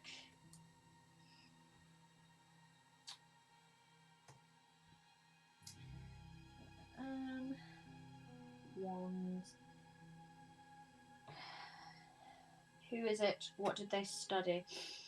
Who is it? What are they studying?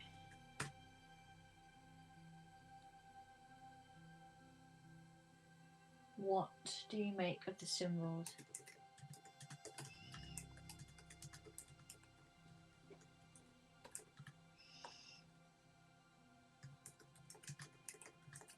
Scar.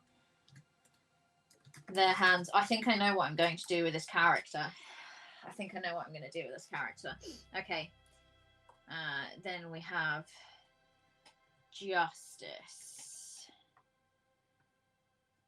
And that was paranoia.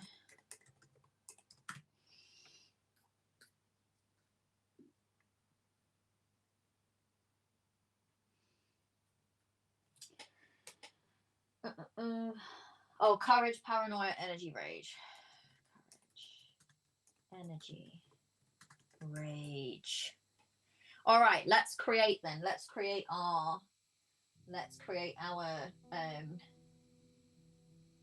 student. Let's create our student. I'm going to say that they are a new student that has come late in the year. And I am going to say that they are a transfer student of some kind.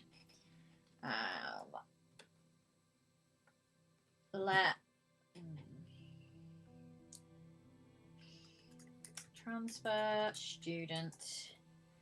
Let's say that they are in the Panther house, just to give them a different house. Let's also say, well, I can probably draw for these things.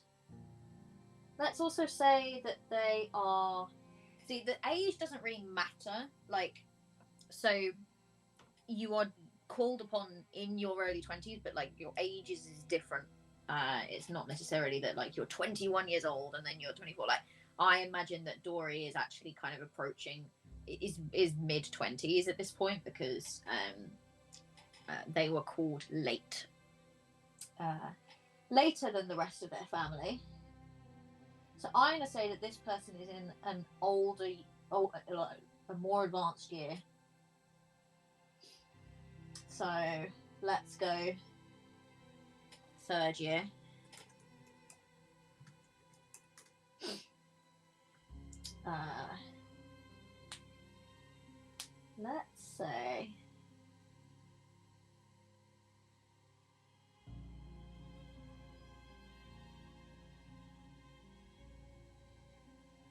Let's say that they seem friendly.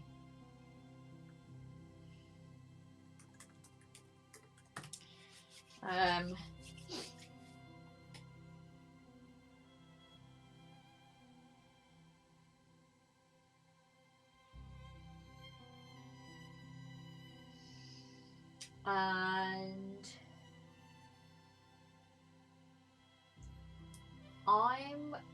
I'm going to say, and obviously my character doesn't know this, but I'm going to say that their secret is that they're actually friends with me only for clout.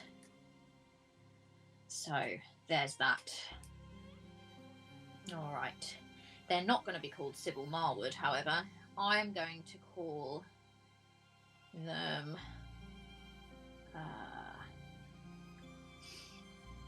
let's get a good name.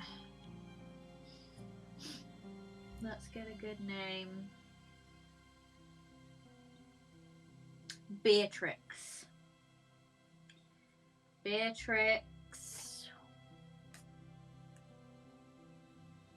Beatrix Murdoch. Not a clout chaser, exactly. But it's going to be so much more than that. Beatrix. Oh, can't spell Beatrix. Murdoch. All right.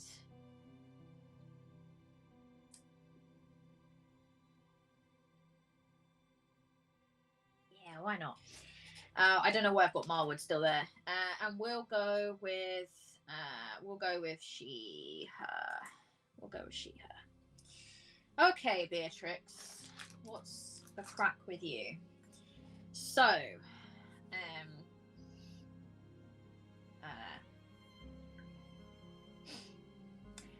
let's start with this. Xavier and I have not spoken in weeks. Not since the divination class. I sense that he's trying to pin me down. Find moments for us to talk.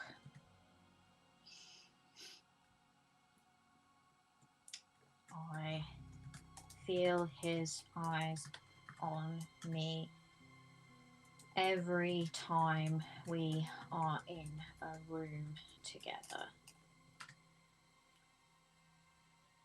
I won't have it. I won't have it. I cannot afford distractions. And if I'm to win, then it is better we stay apart.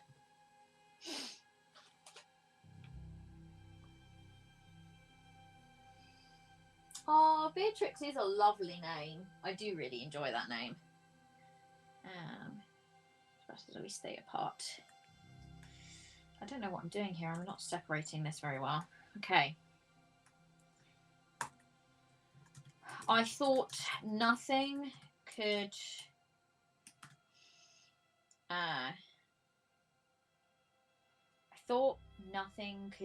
beat the look of surprise on his face after we shared that vision.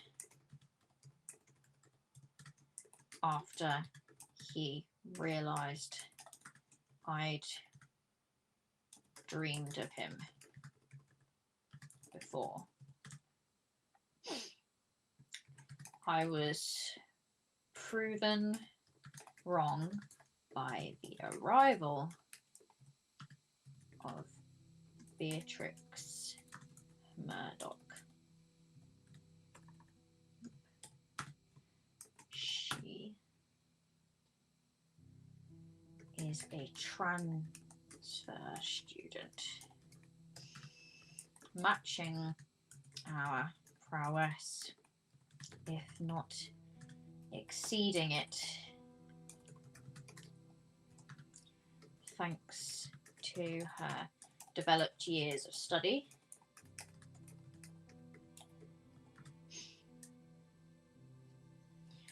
The moment she walked into our room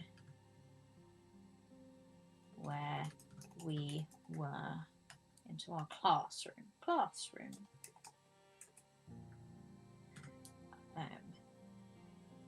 going over advanced techniques in healing,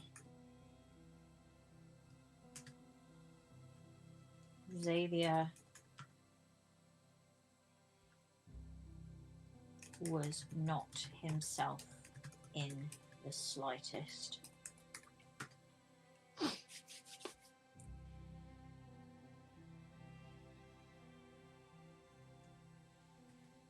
Usually, he somewhat enjoys having a level of presence in a room. I watched him shrink.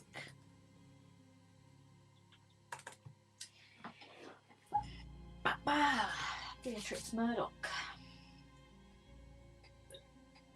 Very thirsty today. Not that kind of thirsty, but... okay.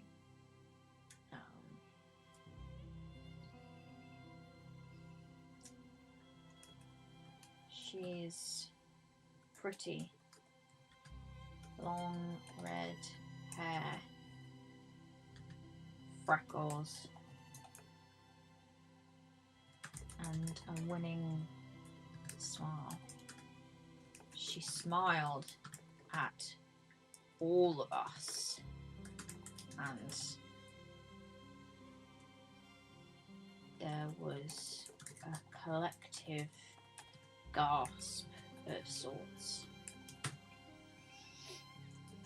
But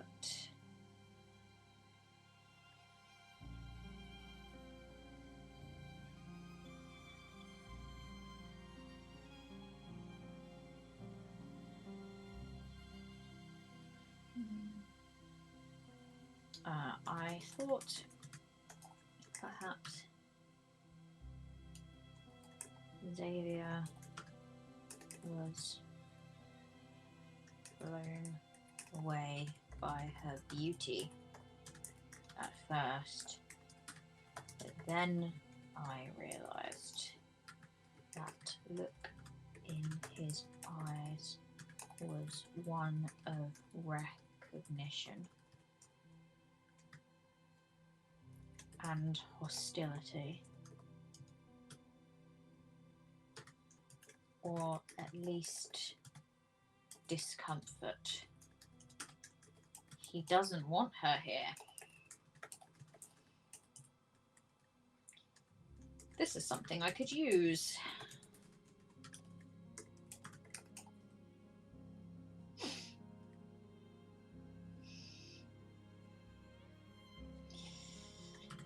I immediately plotted to spend as much time around her as possible.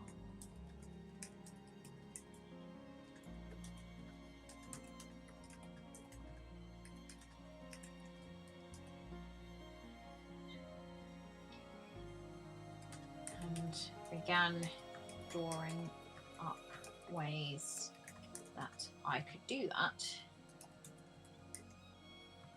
Imagine my surprise when she chased me. None of the others are fond of being around me. I'm not used to.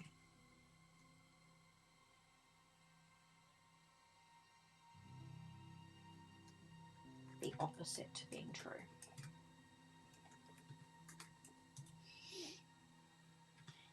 And I cannot understand why she sets Xavier on edge.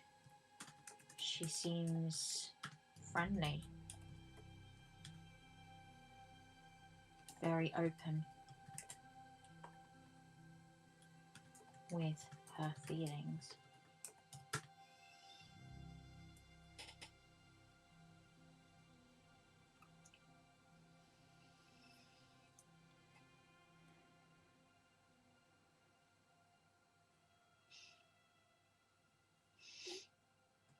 She's here because while she excels in most magics, healing spells seem to elude her.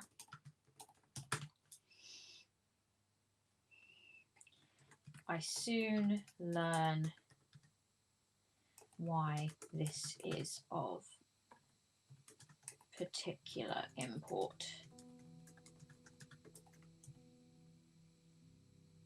to her.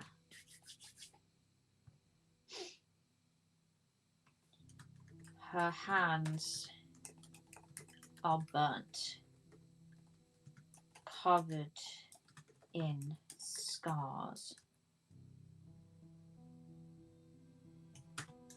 When she shows them to me, the room that adored her quickly draw back.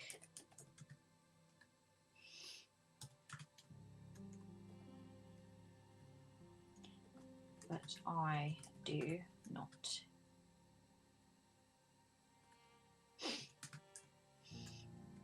I help her in any way I can. What did you miss? I'll tell you what you missed. We got a new student. Her name is Beatrix Murdoch. She's a transfer student. She seems friendly so far. And the moment that she walked into the room, Xavier suddenly seemed very uncomfortable and out of sorts. Darcy. R-rated sexy. I help her in any way I can. As we draw to the end of our class, I offer to take lunch with her, which she enthusiastically accepts.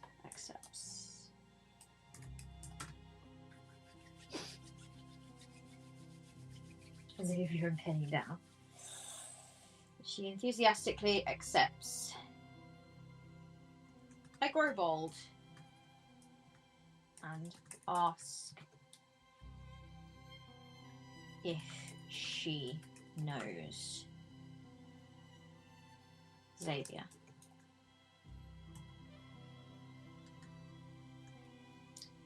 The smile remains on her face.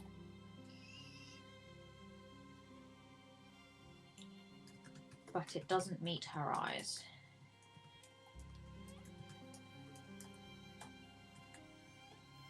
How unusual. Usually, the first uncomfortable question I am asked is how my scars came to be.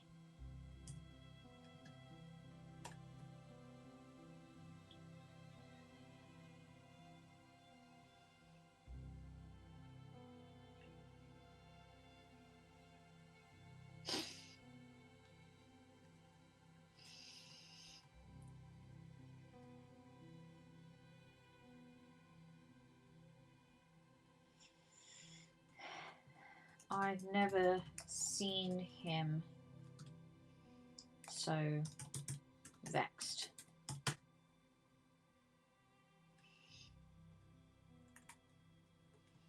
It's of no surprise the two answers are related.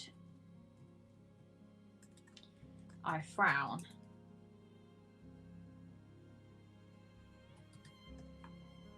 Xavier is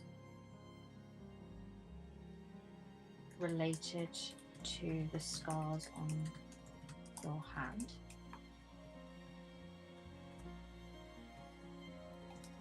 We'll talk more on it another time.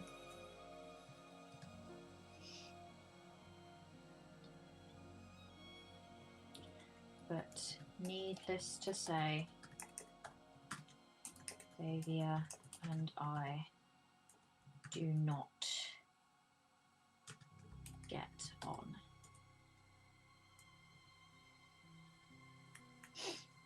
I glance towards my rival. And I see him flinch. Just For a moment, he looks terrified.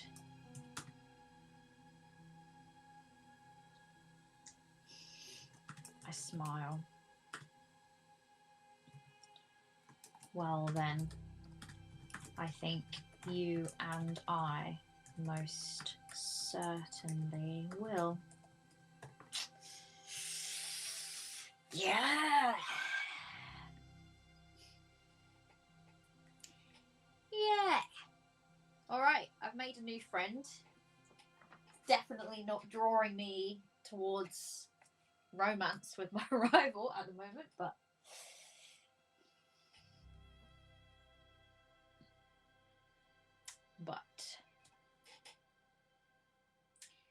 all right, what's next, everyone?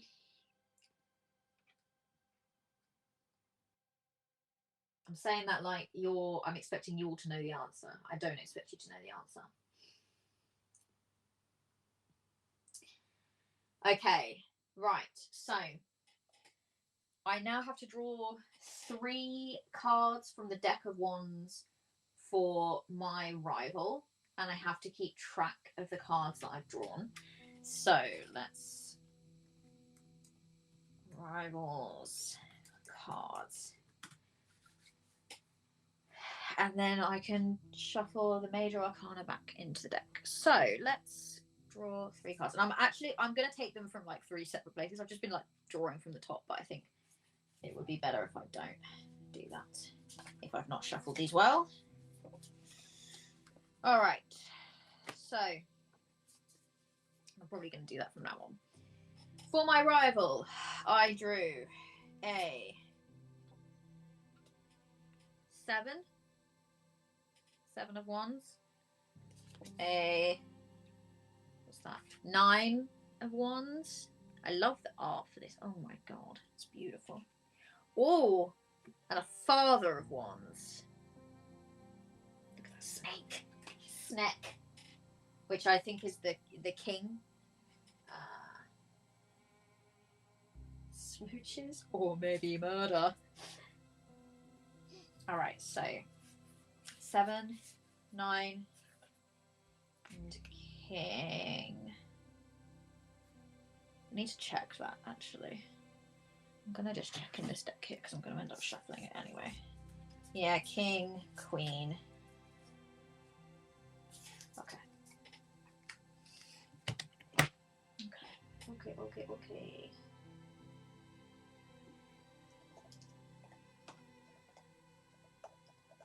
Just check something real quick.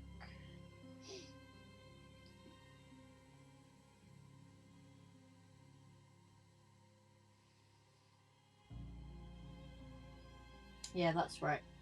Okay, so they've got like king is father, queen is mother, knight looks to be son, and page looks to be daughter. In this particular deck, it looks like, which is I've not seen that before, but that's interesting. All right, so yeah, let's go.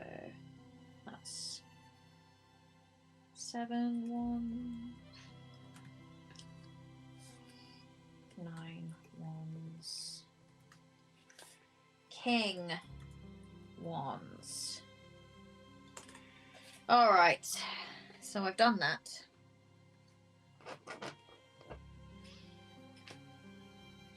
Yeah, let's pop all of these together because I've made note of my cards as well already.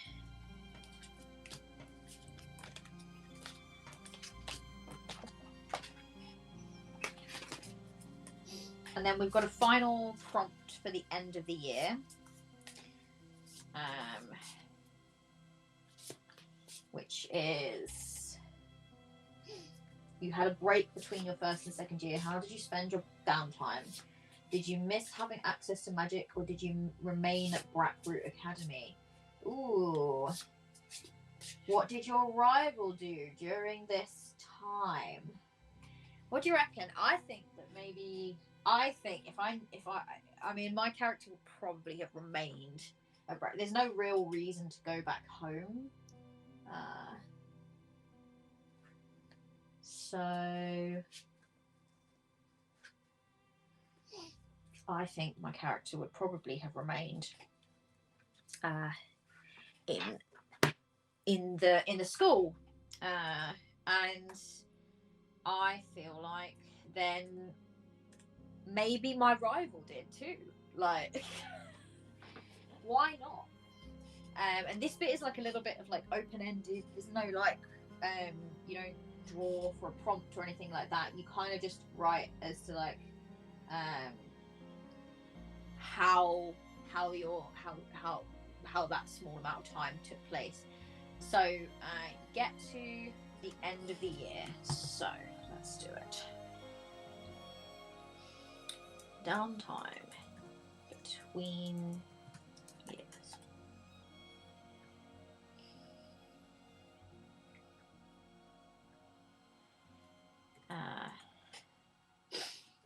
It was the final day before we went away on our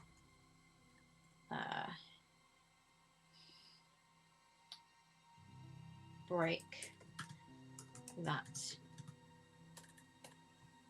Xavier confronted me. I had been spending as much time as I could with Beatrix, and she seemed very amicable. We had much to bond over. Lysander is not fond of her, and yet I feel he has developed some form of affection towards her and is sulking because she likes me better.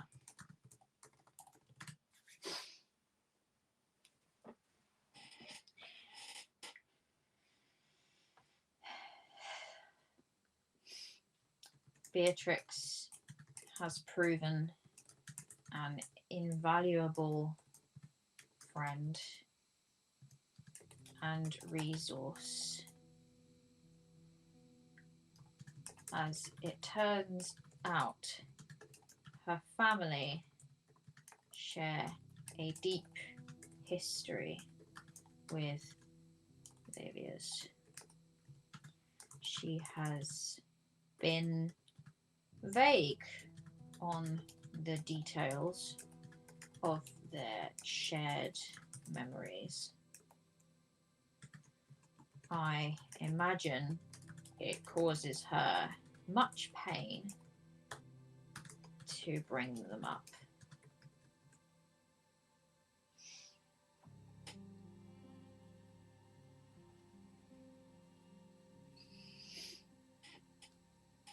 Damn, Ripley's under. I know, but this girl's more interesting. She's got a shared connection with Xavier, right?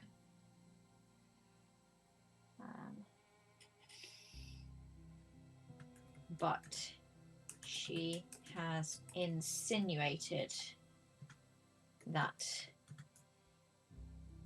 they were great friends as children.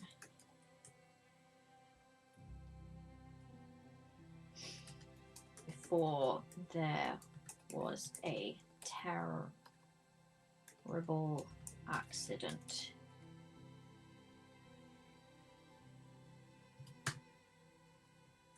Her hands were the main casualty.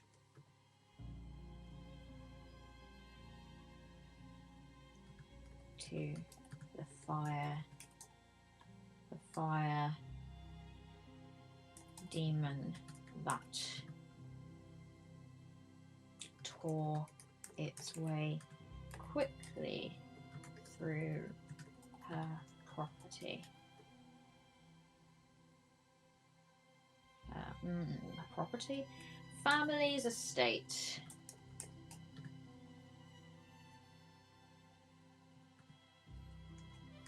It grabbed hold of her. It held her tight. Demon bat. Oh, that would have been cool. Yeah, we can say it was like bat shaped. Why not? Like a fiery demon bat.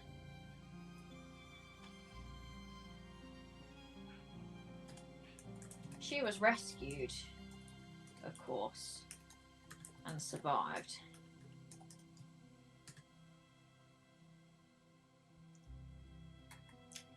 And it was later uncovered that Xavier's magic had been at the heart of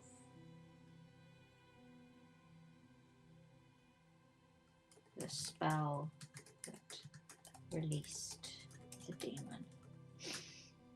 He had been careless.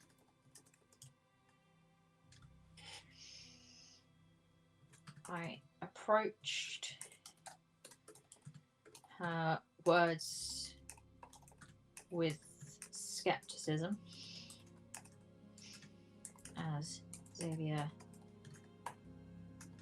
does not seem the type to be careless. But his behavior around her,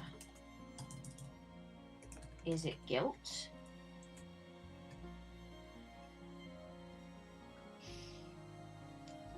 Does he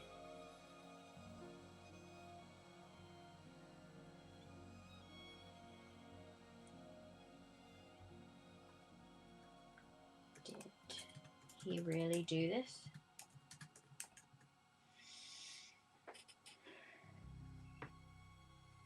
I know I want a demon bat in my school of magic.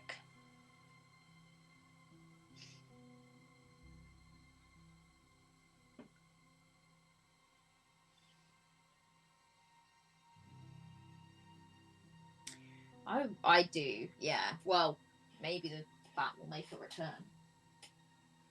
That would be cool.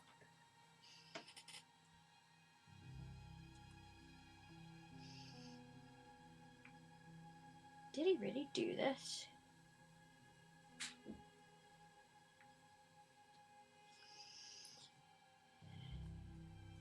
Lysander and Beatrix went back to their families for the holidays.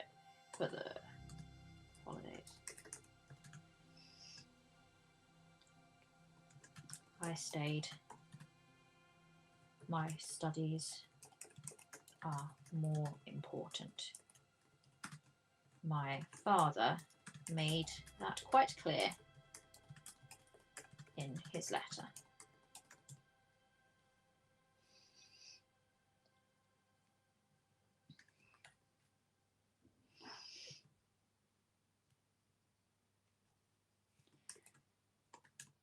It was as I crossed from the library back to the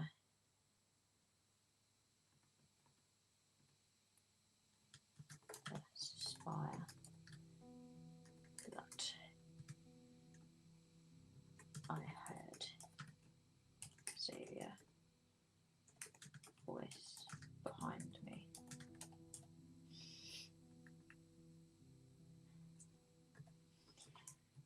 You're impossible to catch alone.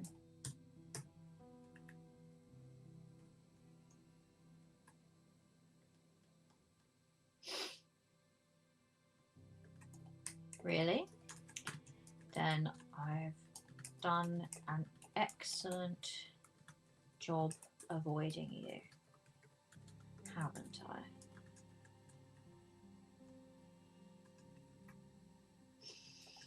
We should talk.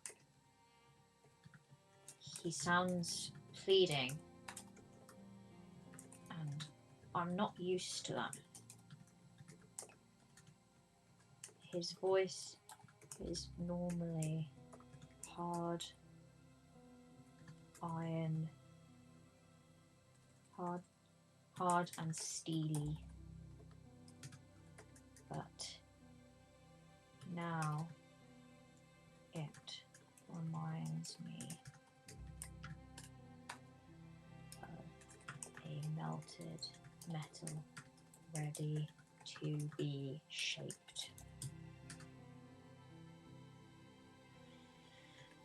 I turn to face him, sighing.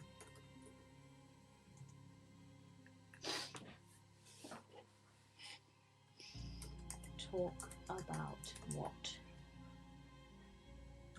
What would you like to talk about?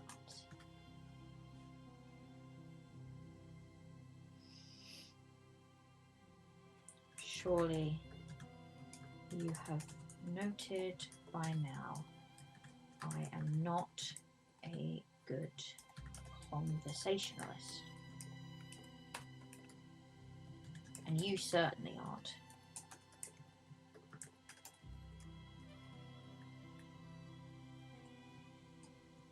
How long have you been dreaming about me?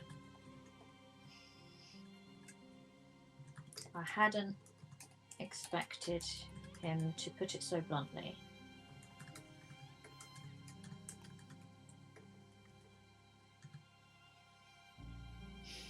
Yep, whoop, called out. And I felt the mask slip somewhat, but I gathered myself. Straight to the point then.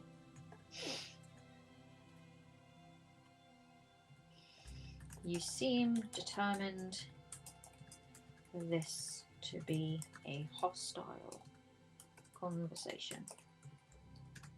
I am merely meeting you on your terms. Ooh, it's getting spicy. Not the good kind.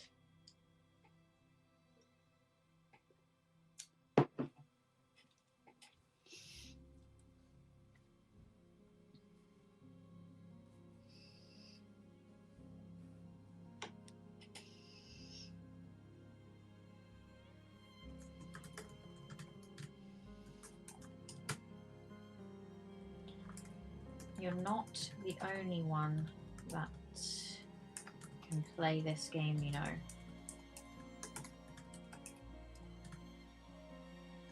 Why don't you tell me what happened with Beatrix? Did you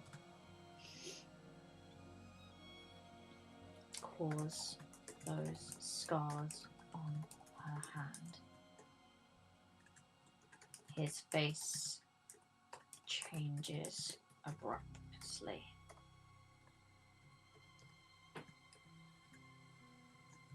I'm not playing games. I don't play games.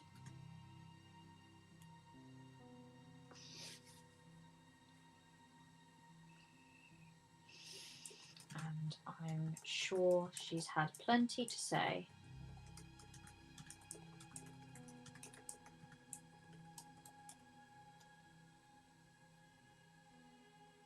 About what happened. So there's little point in giving you my side.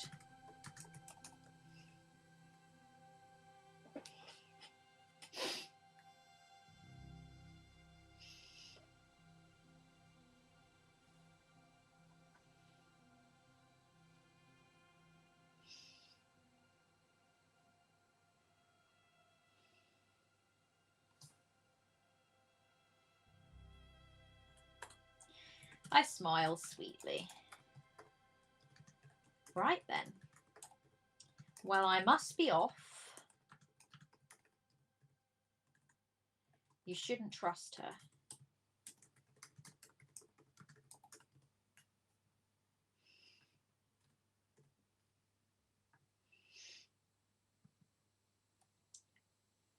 She's a liar. She lies about everything.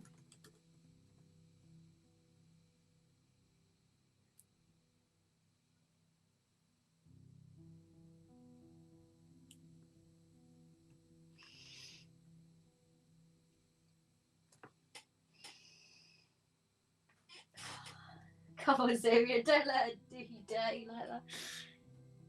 She lies about everything.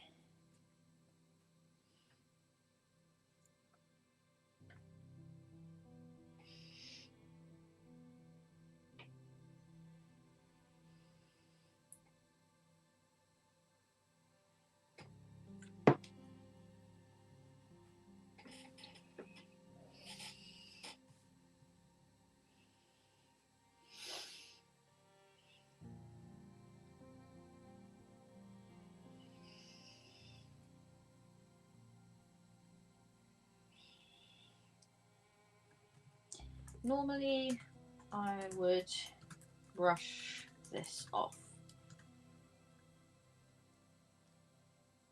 but for some reason, my curiosity gets the better of me.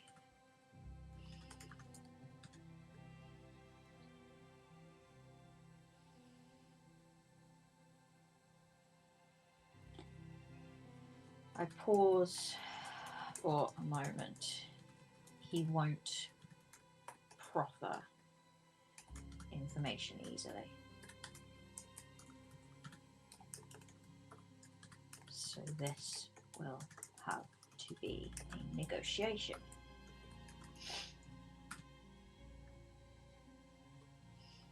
"10 years. What? I've been dreaming about you for... Yes, I understood. Why didn't you tell me?"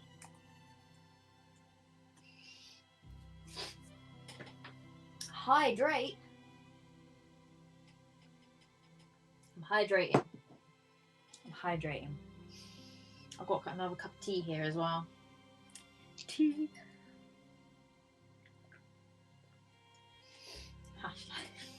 This is forever going to be my legacy.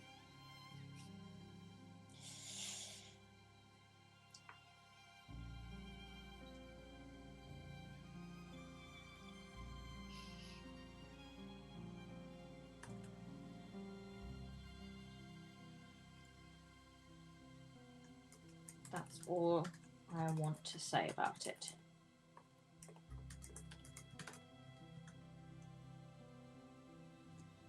I don't want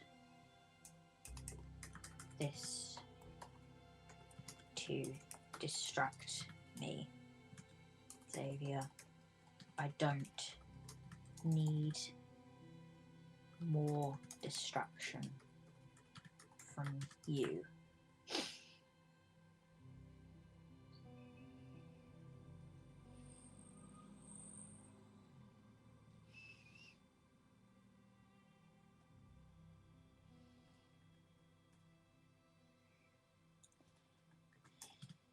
He laughs.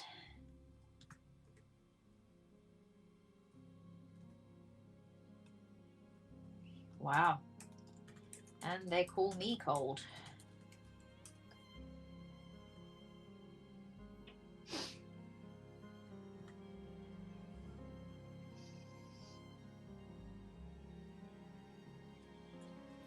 Well then, all I'll say is that I don't want to talk about what happened with Beatrix either. But she betrayed me in a way that I cannot possibly reckon with or forgive, and I can say with my hand on my heart and conscience clear that I did not harm a hair on her head. Those burns were not my doing.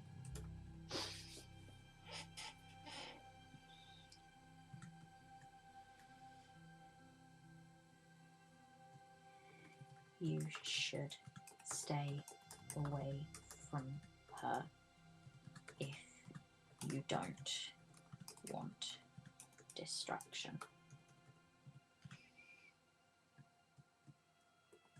And I'll let you be if that's what you wish.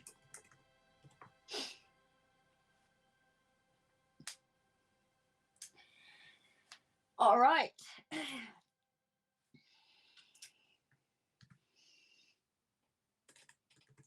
He turned on his heel and walked away without a second glance. I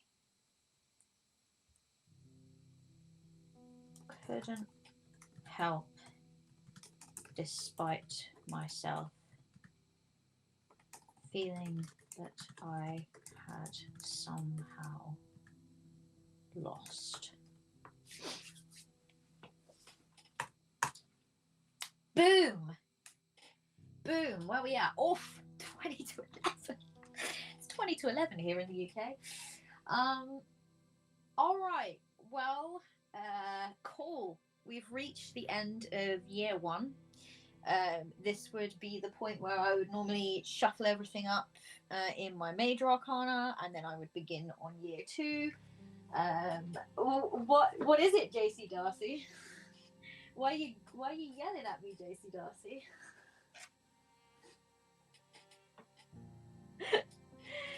I need to publish this up on your site so we can catch up and read. Yeah, this has been suggested to me a couple of times. I think I need to, like, when I do these, I need to put them on my site. I have a list of like a million things to do, but I do want to get them down somewhere because I really enjoy playing these games and writing these stories, and I think I would like to continue this one, as I still want to continue Dead Letter Society. I don't know whether to, like, the idea of this particular type of stream is to like just spotlight, even if I like just spotlight a part of the game and I don't finish it. But I'm thinking that I will either stream myself continuing the story, or I will like write it out and publish it. I don't know what you would all prefer.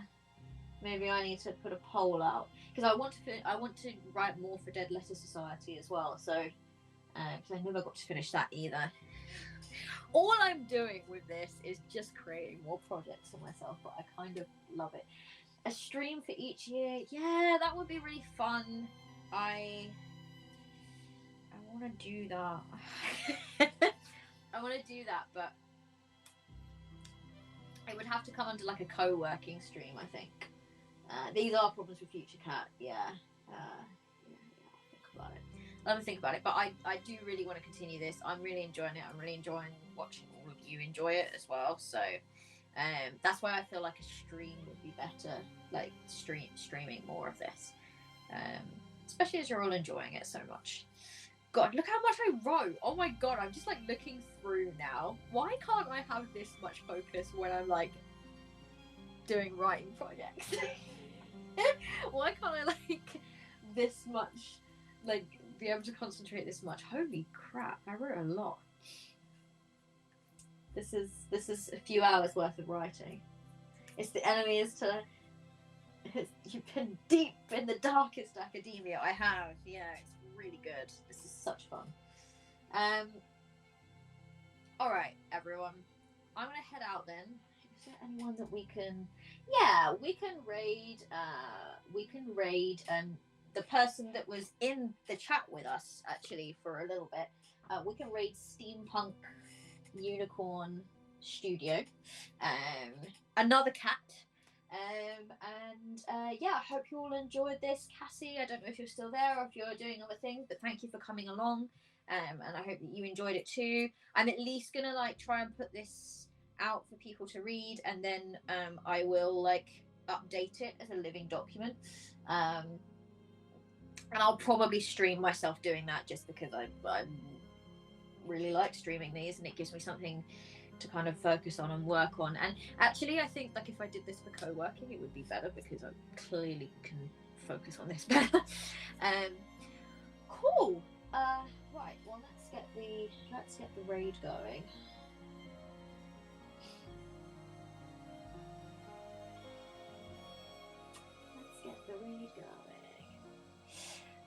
All right, thank you so much for watching. And what am I doing? So I will be in the near future. I want to be streaming more of these solo games. So probably I will try to do one every week or every 2 weeks, at least, because it's really really fun. Okay, love you, bye, Jade. Okay, yes. I will. I just released a game, Tanfei. It's a 24-word RPG. It was for the 24-word RPG Jam. So please head over to my itch and check that out. What else? I'm not really in a plugging mood, to be honest. I should stop plugging, and I shall just end the stream now. Thank you so much for watching. Take care, everyone. Bye bye.